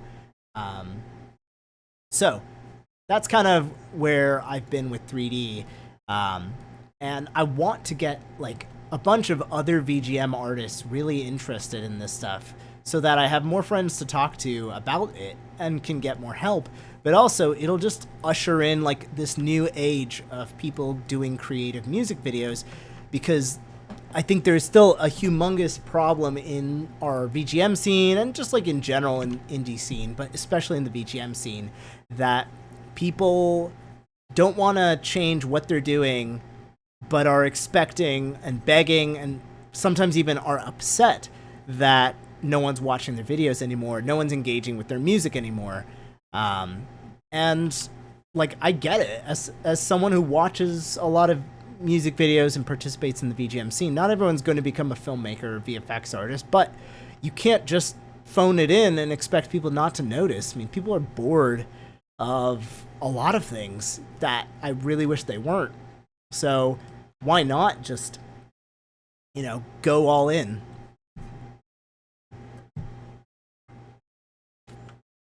Also, I've almost been streaming for 2 hours and I'm like losing my voice. This is great. So this video is pretty much done-ish. The next thing I would do at this point is render. And then the other idea I have is to kind of have like little pop-ups of the score. And that's kind of like going to make it look more like BALATRO.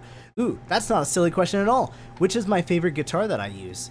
Honestly, these are questions I'm hoping that I can make a Q&A for, just because I haven't done one in forever. It is by far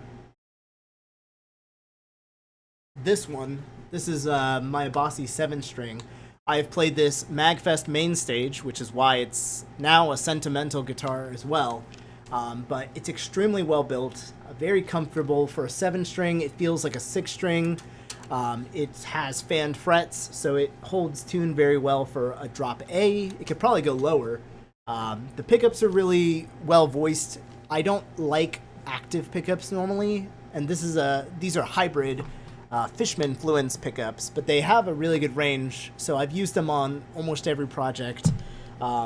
The action is extremely low compared to basically every person's guitar I played in the area, so I constantly feel like I have a really, really fast guitar. Locking tuners are great, so they're stable and I can change strings very fast. The bridge is pretty solid. It's just passed through on the back. It's very convenient. It has push-pull for active and passive, so sometimes you can get like a subtle difference in tone just by pushing in. 5-way switch, and it's very comfortable to fly with. So this is definitely my number one.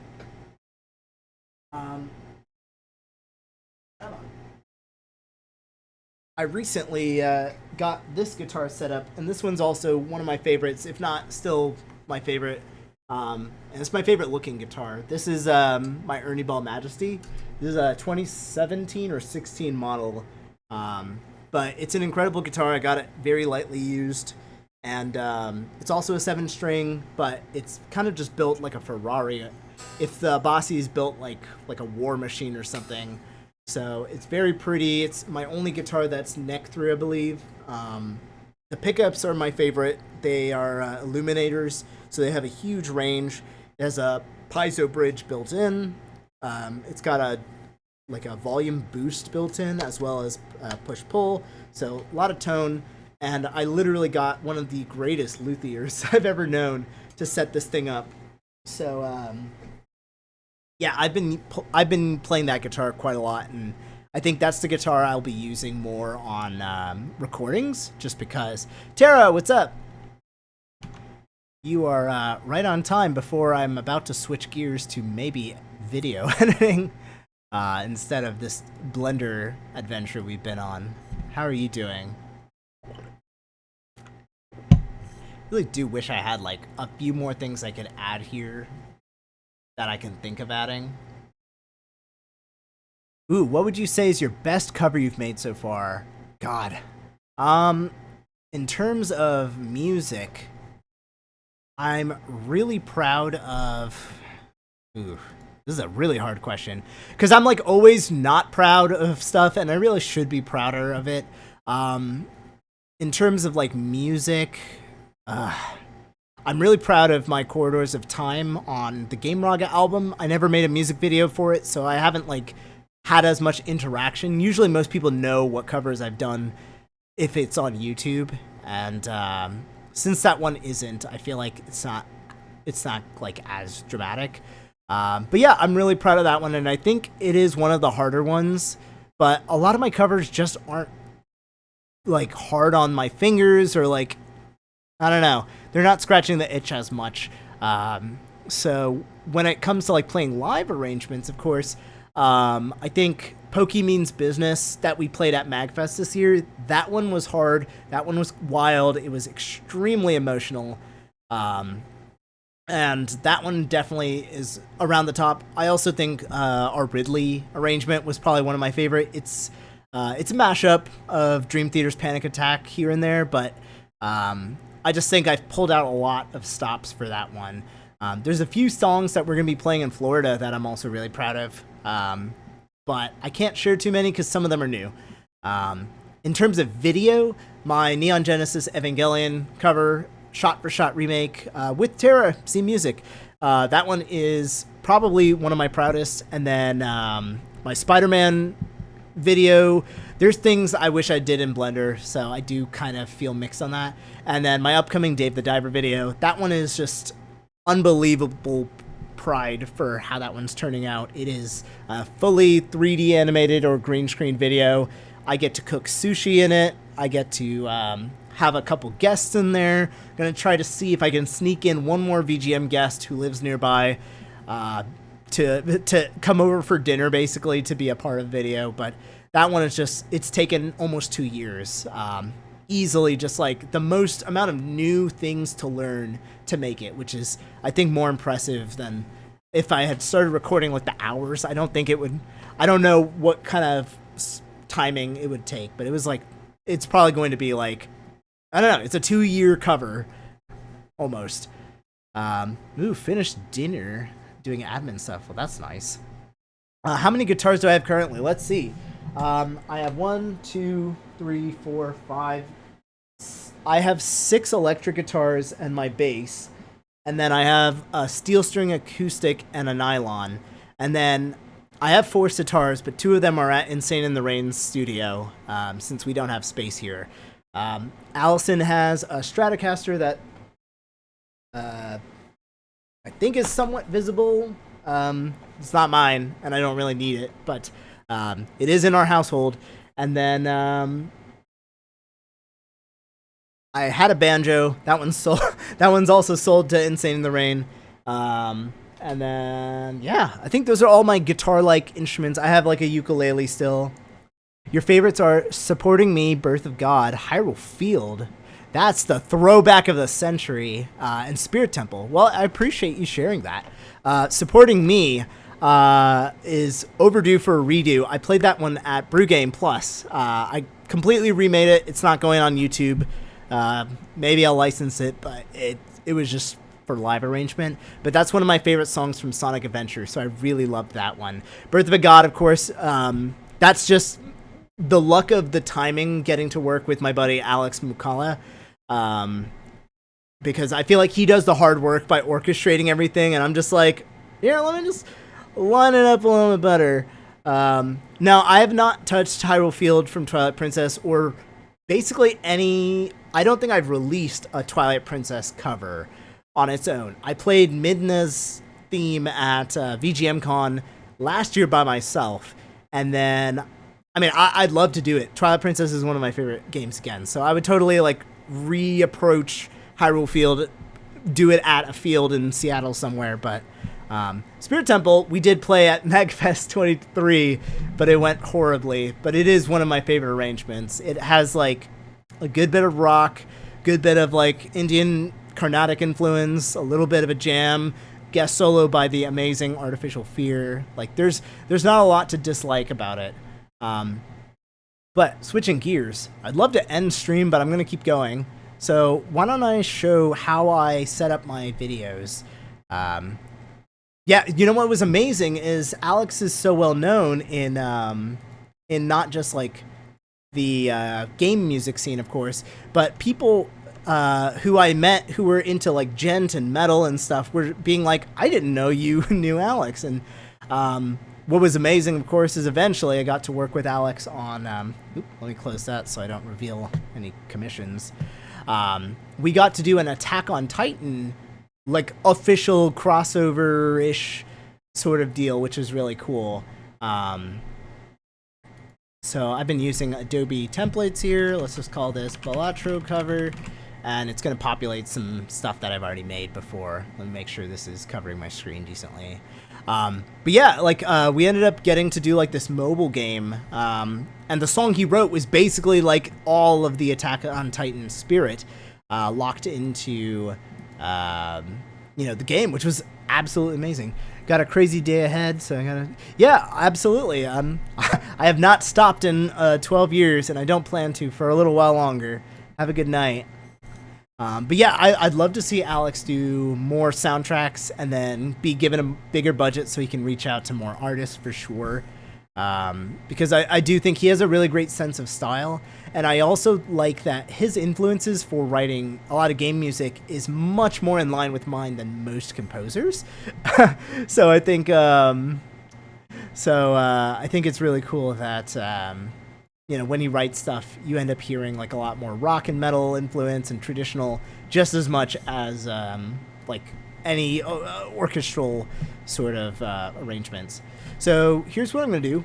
I'm going to kind of show off my template here as I think about what I want to do. So I have a bunch of folders that list out basic common things that will be used, and I'm going to make this huge. So these are called bins in Premiere. They're called bins in Resolve, and I actually was using Resolve to color some footage for Dave the Diver, because Resolve supports the format that I was working in a little bit better, or at least I figured out how to use that better. But anyway, I like to have a folder for exports so that I can have different sequence sizes. I can have a vertical handy. I have this Instagram template at the ready. And then I create a folder that's for all the footage and stuff. Yeah, I appreciate you looking back. Again, it's been 10 plus years, and different covers mean different things to people. Sometimes folks remember it because of some special techniques that you used on your instrument, or like the biggest improvement there. Sometimes it's you went to a really interesting location, or you borrowed something from the game. Sometimes it's a collaboration you didn't expect, and that in itself being meaningful is really, really special to me. And sometimes it's just like the time when I look back at covers. A lot of the ones that I listed were related to either the effort I put in, like something new that was difficult or scary, or the people around it, or just like how bizarre and unique it felt. The novelty of a music video or a game cover for me is huge. So like I've had like a few montages I made of my favorite stuff, and I even reacted at my 10-year anniversary to a bunch of my favorites. But the Jurassic Park video I did in a T-Rex suit that my friend Blue Star Mako lent me and filmed, that's a really special one for me. Anything with the costumes. So Spider-Man was really special to me. The Batman theme was really fun for that reason. Sometimes it's been like my Kermit Rainbow Connection video where I sang with my puppet, just because it gave me a chance to do something really unconventional that I don't normally get to do. And I think that was really important for me. Anyway, back to this. So this template has a folder for B-roll, which is secondary footage you include after you're done cutting the A camera, or like the most important sequences. Narrative, because I make music videos, you don't normally have story footage as like your main. So narrative stuff, which is like what we're doing with the VFX, and then performance, which is when I played music. When I edit for other people, same thing. It's very rare that someone asks me to edit a narrative story, but every Halloween, except for probably this one, Disco Cactus has been asking me to work on their videos.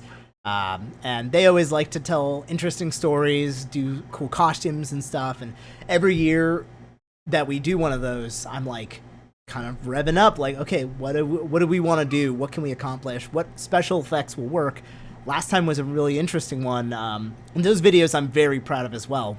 They're not me, like musically, but You're Lost, Disco Cactus. That is one of my proudest videos by far. I'm sure it's one of theirs. And that one took, I got stung by a bee. We took 4 days. They flew me out. We worked really hard during the day. We had Carlos Insane the Rain fly in and dress up like in costume as a raccoon. It was wacky. It made no sense. It made perfect sense. It was hilarious. It was scary. And it was creative within the constraints, which I think is the most special part of that experience. We came up with all the ideas together.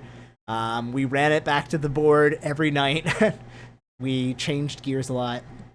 But anyway, then I have a folder for audio. So that's where I'm going to put my master of my BALATRO cover. It has already been submitted to Sounddrop, so that should come out probably like tomorrow, or realistically maybe Friday or Monday. But it should come out before the video, or hopefully concurrently. Anyway, so yeah, we're gonna drop the music into the audio folder, and then graphics. That is where if I have some special titling that I need to make. Sometimes I like to parody the title and put my name in there or something. I'm thinking about it, but it seems like there's already a lot of puns in this, so I don't really need to, like, the whole comments are gonna be like, ha ha ha, BALATRO, which is great, because, you know, free joke. Also, I have audio and I have music. Those feel like the same. I'm just going to put this in music. I have my end slate. This is an end slate that I programmed together. It features my endorsed sound drop, outro, as well as this little animated, like, outro. It lists all the Patreons who help me pay for all this stuff because a lot of these software are expensive and blah, blah, blah. And then my little outro, which I'm actually really proud of this one, so I think I'm going to keep it for the rest of the year, of course. And then, yeah, photos, anything extra. So by having these folders, I'm just that much more organized, and that's really important to me when it comes to having this much footage and this elaborate a story. Again, if you joined late or if you're just vibing, listening to the sweet ASMR, I wrote a story and a storyboard to shoot all this, and we're going to be following that. Great question. Do you plan on working with Dr. Pez or Mark Papigan? Mark and I have crossed paths a few times. I don't know if... I think I've been on one of his gigantic medleys a while ago. And then he's been a part of charity albums that I put together, like Multiplayer Charity. I believe we got Dr. Pez on one. I don't know how active Dr. Pez is as well. I'm not opposed to, again. But he's reached out before. We've chatted some ideas, but it didn't work out logistically and musically. So I'm waiting for like a time when my guitar playing will cross over with his guitar playing more. And I think when that happens, that'd be cool. But, you know, my heart would soar at the idea of working with folks, but I don't like to conjecture if it would be a good idea because people work differently. People I love who make music I love might not like collaborate the same way I'd like to even. So yeah, you know, who knows, but I haven't gotten the chance to, as far as I know, but we've been on similar projects or like similar giant collabs, and I really think both of them are incredible musicians. So what we're going to do is import my footage, and not from that. That is from Monsoon, which is coming out soon. Pre-orders available now on Bandcamp. But we have my footage, which actually is not on my machine. It's on my separate SSD.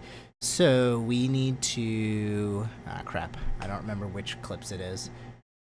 I'm going to quickly check which clip is the first one of guitar playing. I think it's that one. Okay, so it's 4 through... Well, let's just import 4 through the end. And then we're going to separate them.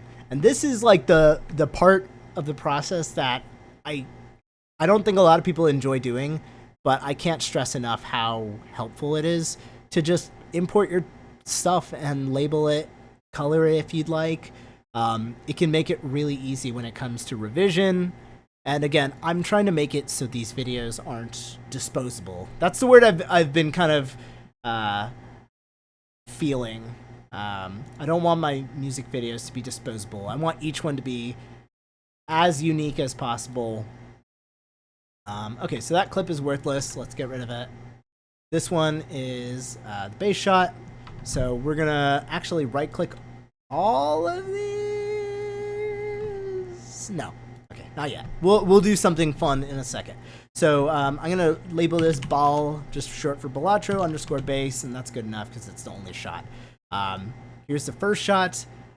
I think I remember a Mario medley with 100. Yeah, so I believe that was hosted by Family Jewels at the time, and he invited a lot of people who had been in the scene, and specifically back when he started, when a lot of us started, we were kind of a smaller group.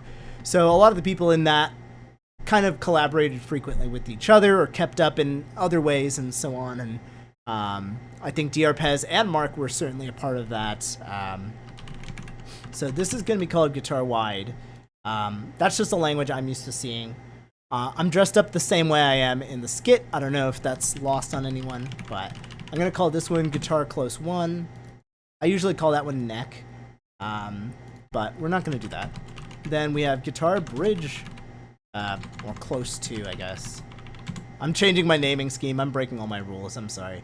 Okay, awesome. These are all the performance shots. So they're going to go in that performance folder, and I'll even do you one better. I'm going to leave that one as, I don't know, violet. And now, under narrative, these aren't necessarily shots I actually need, but there's going to be a couple B-roll shots. So let's go to any shot that doesn't have a green screen in it, basically. And I don't even care to name those, because B-roll footage is the stuff that you really filler out. Sorry, I'm like going back and forth because I keep forgetting which one is which. So we're gonna drop that in B-roll, and this one's colored blue right now. I'm gonna change it to like mango.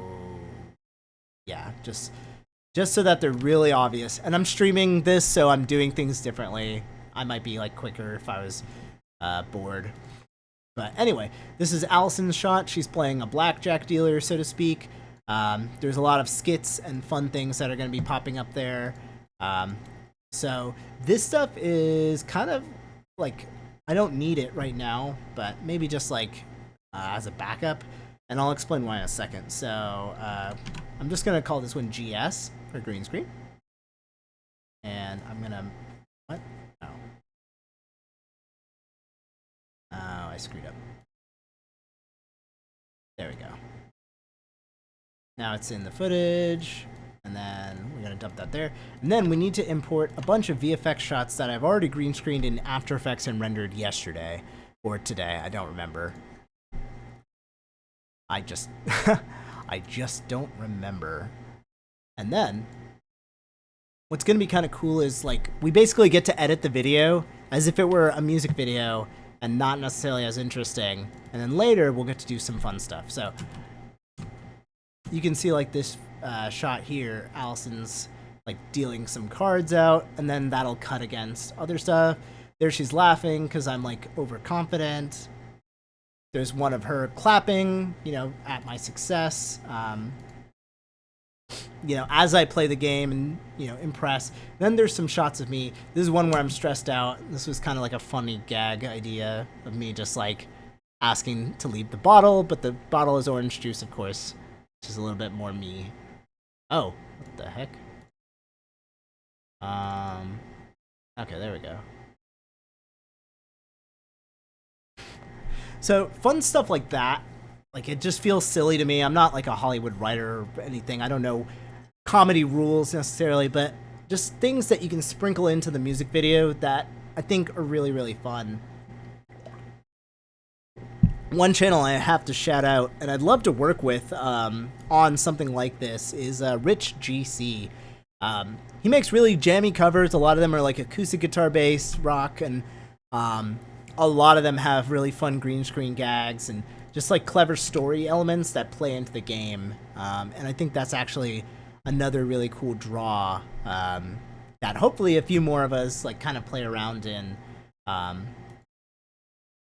Even though I know like there's a lot of effort and I don't expect like 1 million views or anything, but that's not really the point at this point. It's portfolio piece is how I think of it.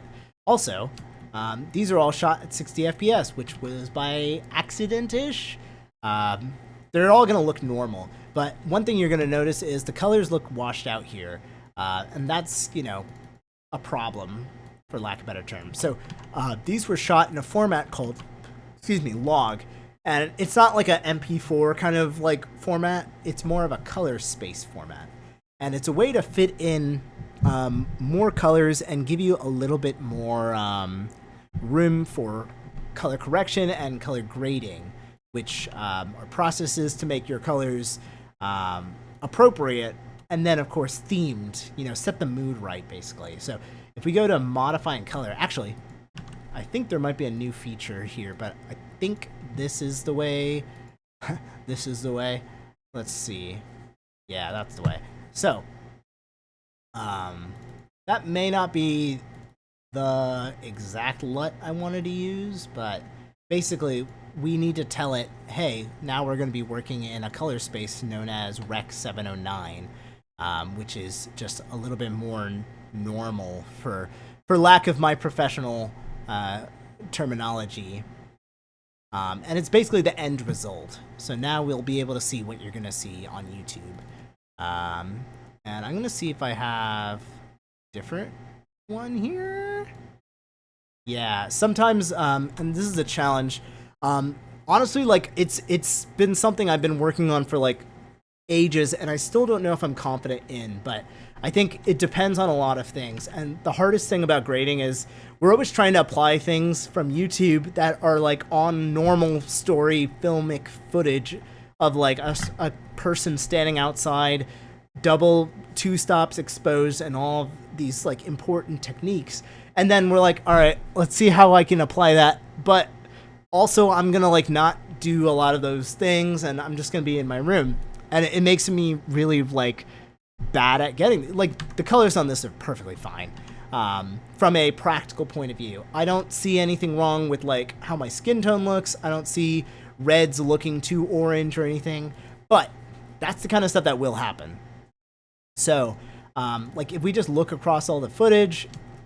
fine, like, it's not corrected, meaning there's still small things I would do to make this footage suitable for color grade. And the thing that's going to torture me the most, of course, is, like, I could probably edit most of this video in Resolve. It's just I have a template for a little motion graphics thing. Actually, I don't even know if I have it here. So I probably have to open up a different video real quick and steal it back.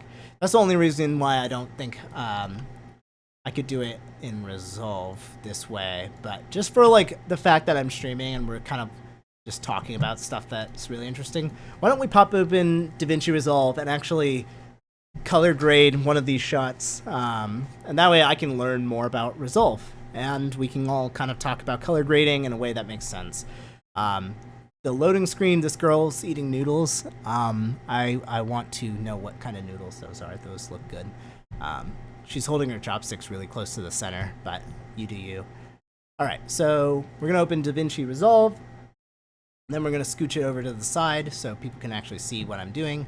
I'm going to go ahead and save this as BALATRO theme cover. And what I do love about Resolve is it goes left to right. This is pretty much like the flow that you can actually do to work on stuff. So I'm in the media area. This lets you kind of browse for your footage, and you don't have to leave the screen like I was about to do. And, of course, it already pre-populates stuff. Here's a guest solo from a song on City Pop, and I'm in my lemon shirt. And I actually used Resolve to grade it before I sent it over. I'm going to say don't change project frame rate. But what you want to do before any project here, especially if you work with a different camera, is make sure your resolution and your color space are correct, or else you're going to notice really weird stuff happening, especially if you shoot with an iPhone. So out here, the timeline resolution, which is what you're going to spit out, is set to 4K. The video monitoring is the resolution of your screen. I would say match your end result here if you can, but I'm streaming, also I don't care. Video bit depth. I don't actually know if this is a problem, but if your footage was not shot with 10-bit, meaning 2 to the power of 10 colors available on your camera, you may end up running into some issues as well, because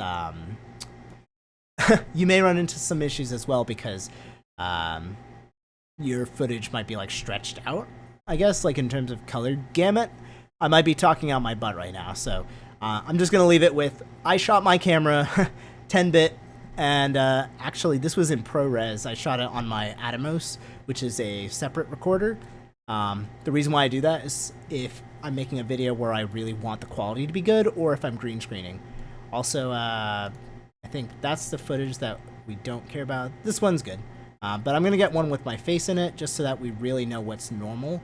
And cool. Okay, so there's a cut tab here. This is where you could get rid of, like, the shots you want. You can focus in on what you need to remove. So, like this footage, this shot's pointless.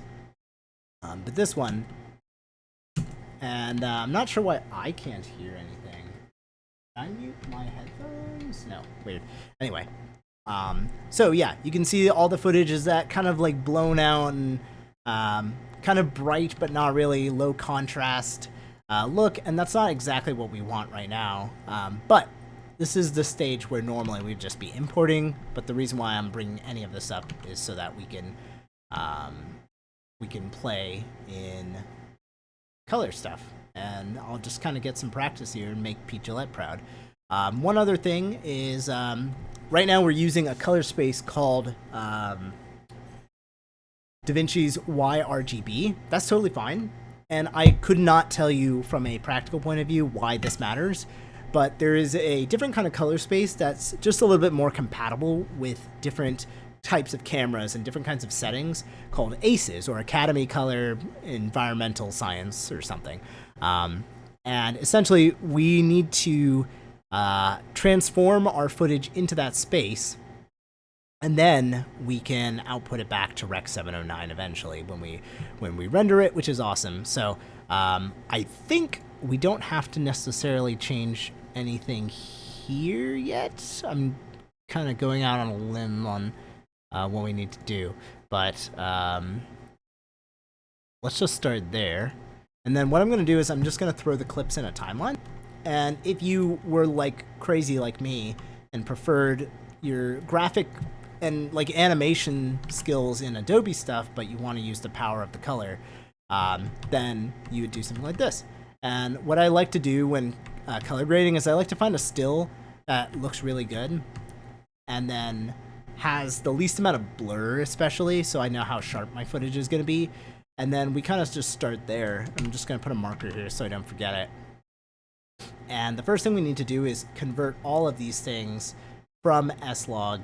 So color input, transform, color space conversion, I believe... No, that's not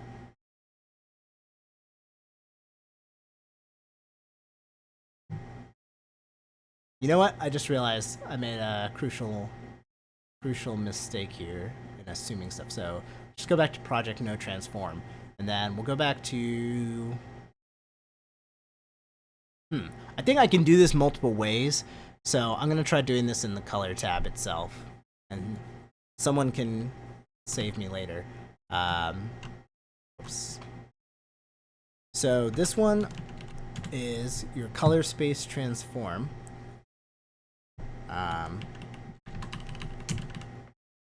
And we're gonna take the footage and tell Resolve that we used Sony Log, input color space. So S-Gamut Cine, I think it was Cine, could be wrong. And then input gamma will be S-Log 3. Why do I feel like this is wrong? Maybe I should have just stuck to the Resolve one. We'll see, we're learning. And then likewise, instead of the timeline,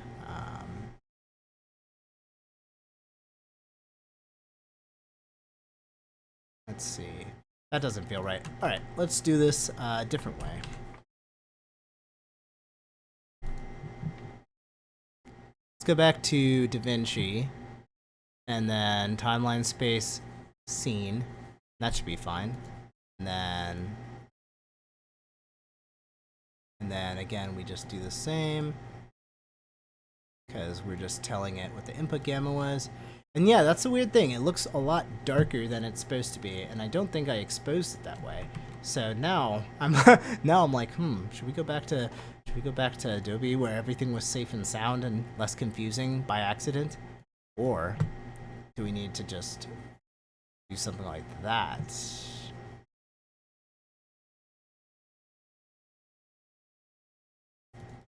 Yeah, this is very odd.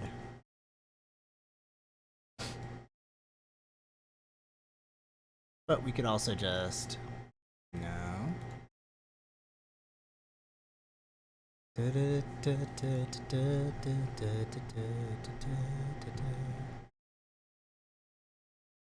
So if we just take that back, and then we just do something as simple as LUT, S-Log 3, everything looks kind of normal now.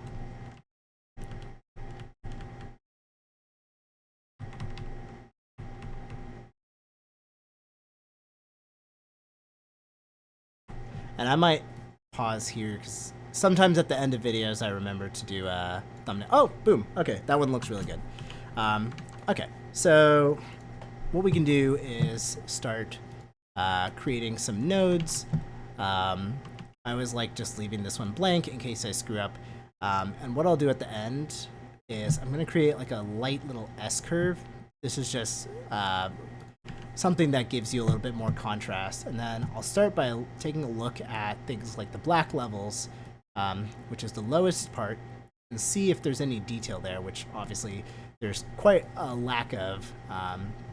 And then, of course, if I were like really being good here, I could have my meters, but I've seen enough people not use meters and kind of just be more practical about it, and I kind of like living that life. So, yeah, I don't even know where they are. So I wouldn't even know where to go if I had to. Same with the highs. So you can see like that light in the back is too bright. So what one would do potentially is like, you know, light so that that doesn't clip, for example. And that means that you'd have to bring everything down or something. And then, but then we have to motion track it, and I'm not going to do that. So screw that. Okay. And then we will bring back up the me of it all. And then, because I'm generally in the center, we could even just make like a center kind of mask.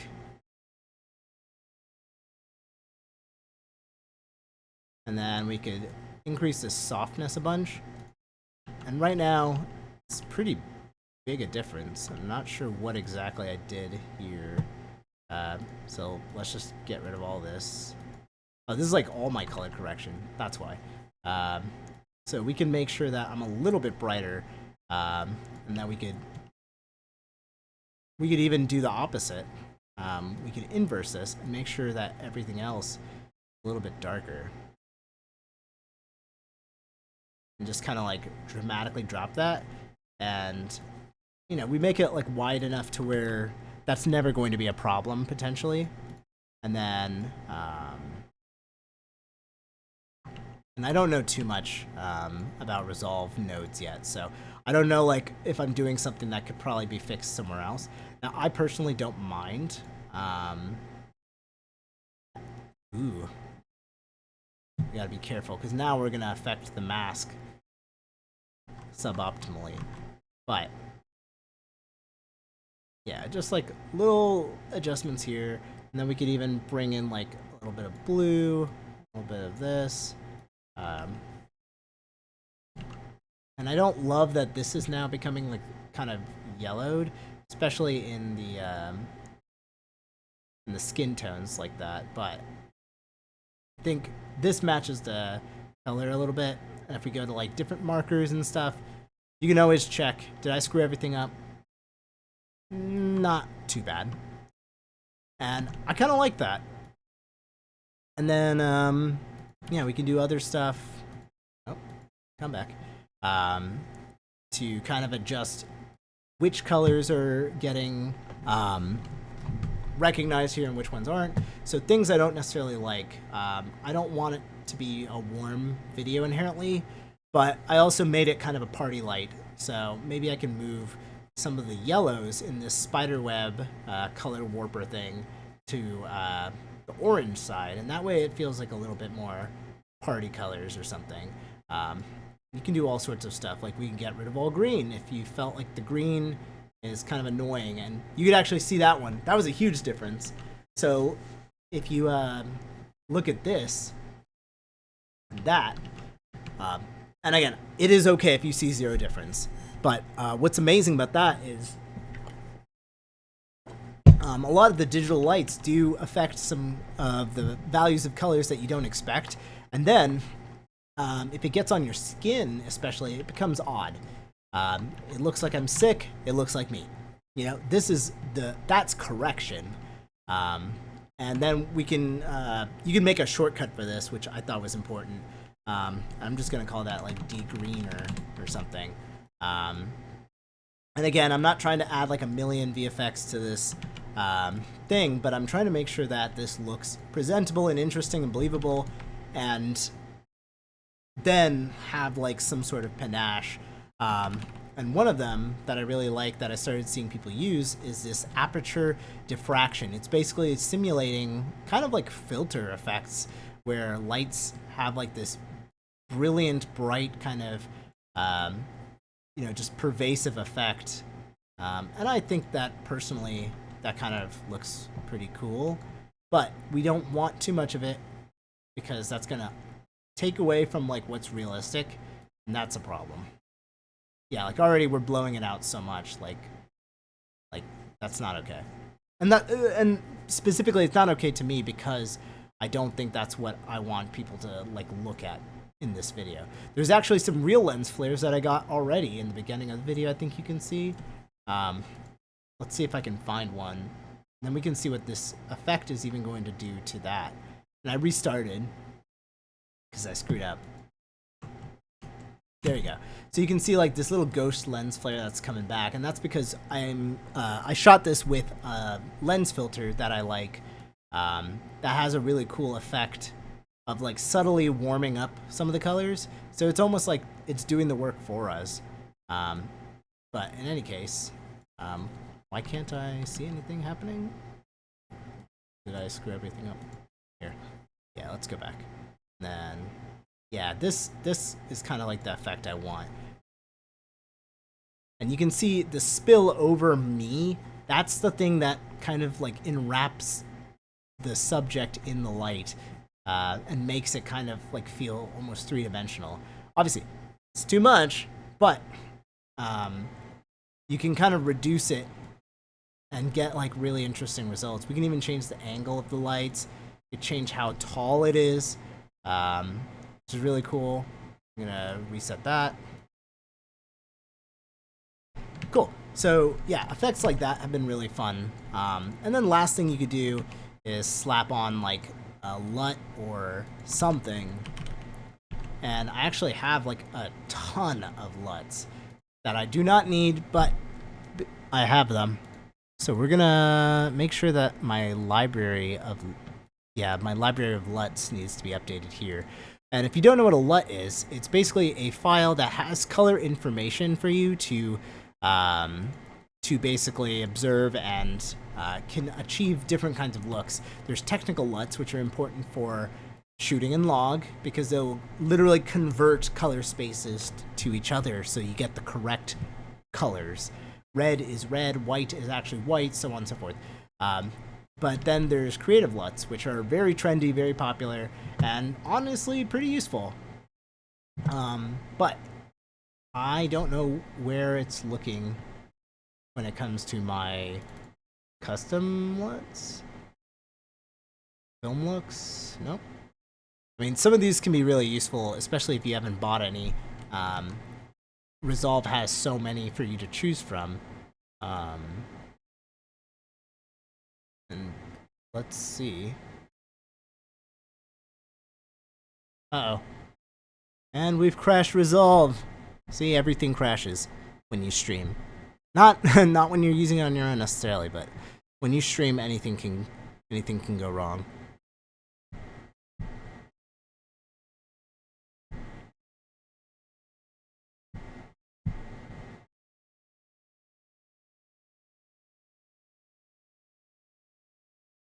Alright, let's see if we're back.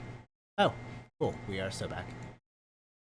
So, if I open file location here, yeah, it's gonna do that. Okay, let's see if I can get it to load all of my internet LUTs. So let's go to and then I feel like it should be able to smartly go through subfolders. Invalid LUT, a higher level already exists. Well, if it already exists, where is it? You liar.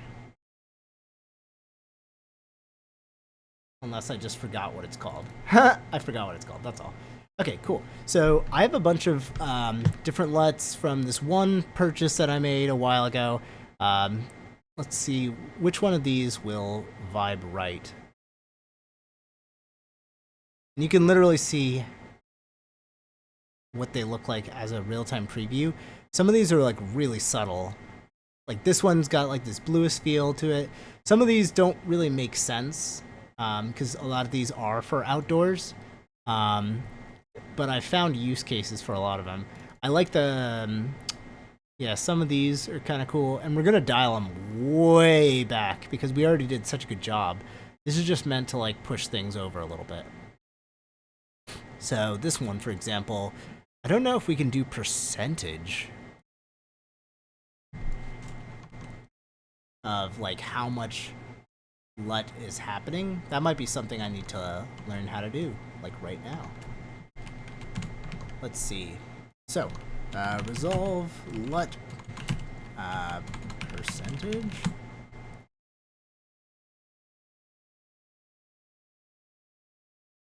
Cool. On the key menu in the color tab, key menu, you can adjust from 0 to 100 output.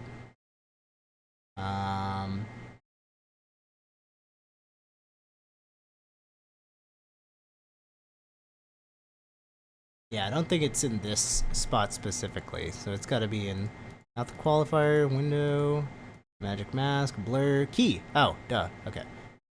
Key output.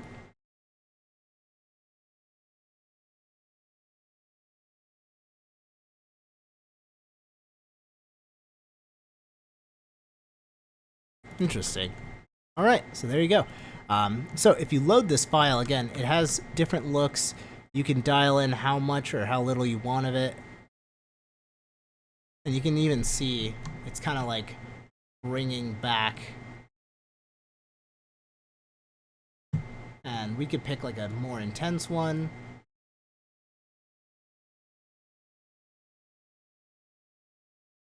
But I do like this Valkyrie one. I think it has a little bit of like warmth going on for it. That's kind of cool.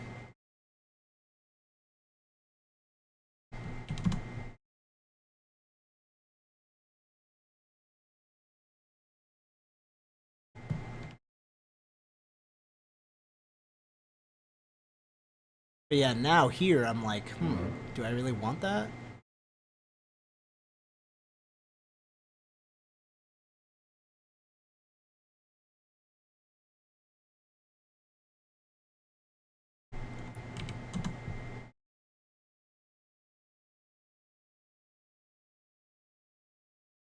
And then of course we can see kind of in the background, like, is our lighting clipping too much?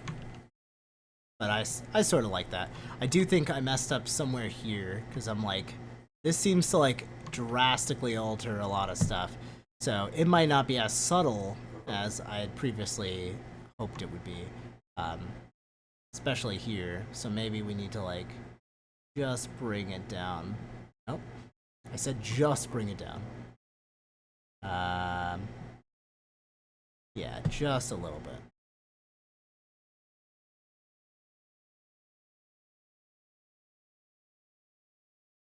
And what's great about doing stuff like this to kind of like vignette, but naturally, is that we're gonna end up covering up all of my crap in the background, which is great. And yeah, the next thing might be sharpness. Something that I didn't know, of course, is that footage is often very like unsharp by nature, on purpose. Even really sharp footage. So like, yeah, that looks insane and really sharp. And oftentimes I've ended up doing this kind of thing where I'll just sharpen my footage a lot because I really like the way it looks. And I still kind of do, but it's a look. So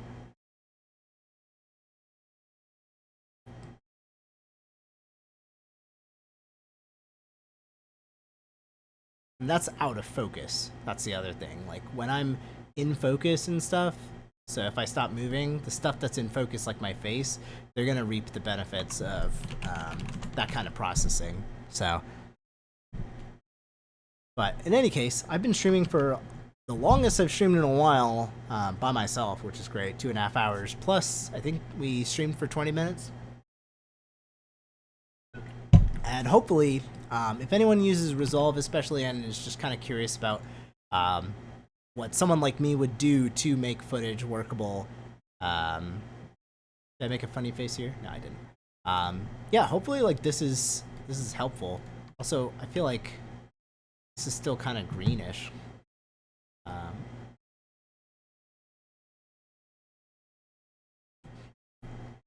And I don't normally like need. I feel like reaching for the tint setting isn't correct, but yeah, that was important. So what I'm honestly gonna probably do now, because I like how this looks so much, is I'm gonna export this back into Premiere, having like power colored it.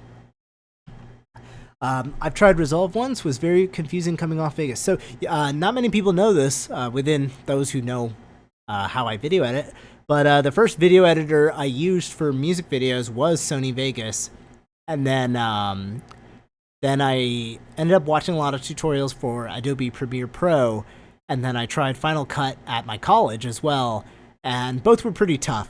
And I also tried DaVinci Resolve long ago, and all of them were hard. So what I learned is that whatever program you try is going to be pretty hard, and there's no good or better program for like what's easier to use or worse. There's only technical reasons. So I've seen how Sony Vegas looks now. I don't know, like I would love to make a video where I try making a music video with like 4 or 5 different programs at different price points so I can kind of fairly see what works.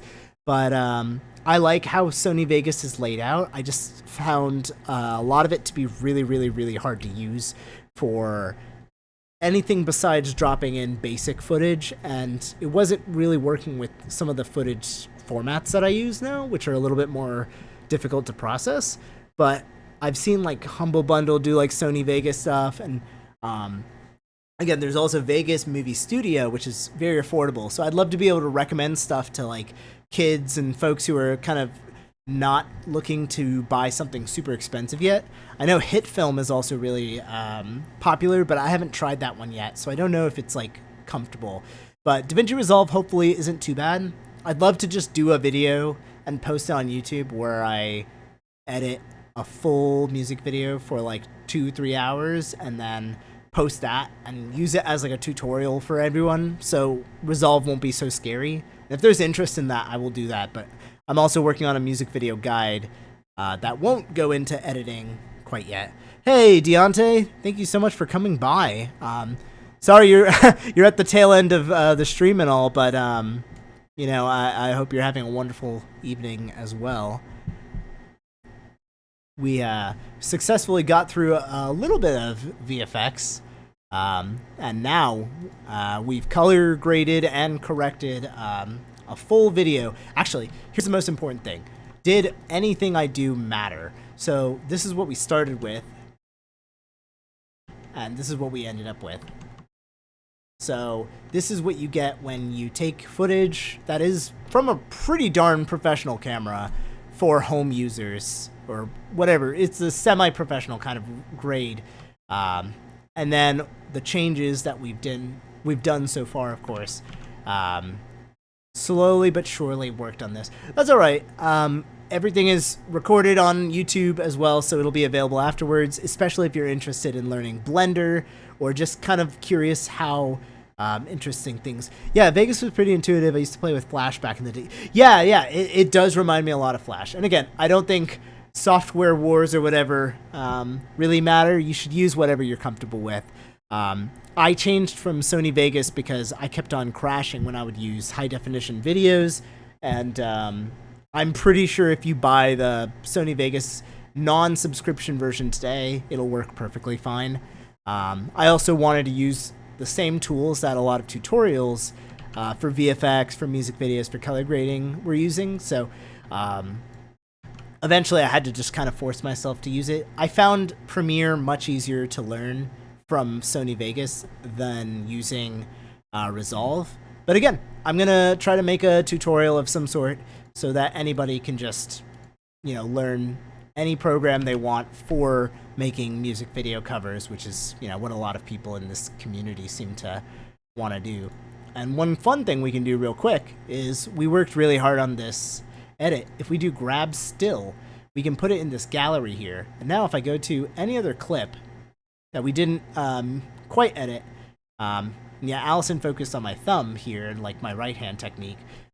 So let's find a still here. Now we can do apply grade, and it'll port over a lot of the stuff that we did. And I can get rid of anything that was specific to the other shot. Now this shot looks pretty great. Here's another example of a shot that isn't graded and is graded. And it should be a little sharper in the render because this is 1080p. So it's actually cutting down half of the resolution. And likewise, just go to the other clips and then apply grade. And we'll get rid of that center thing I did.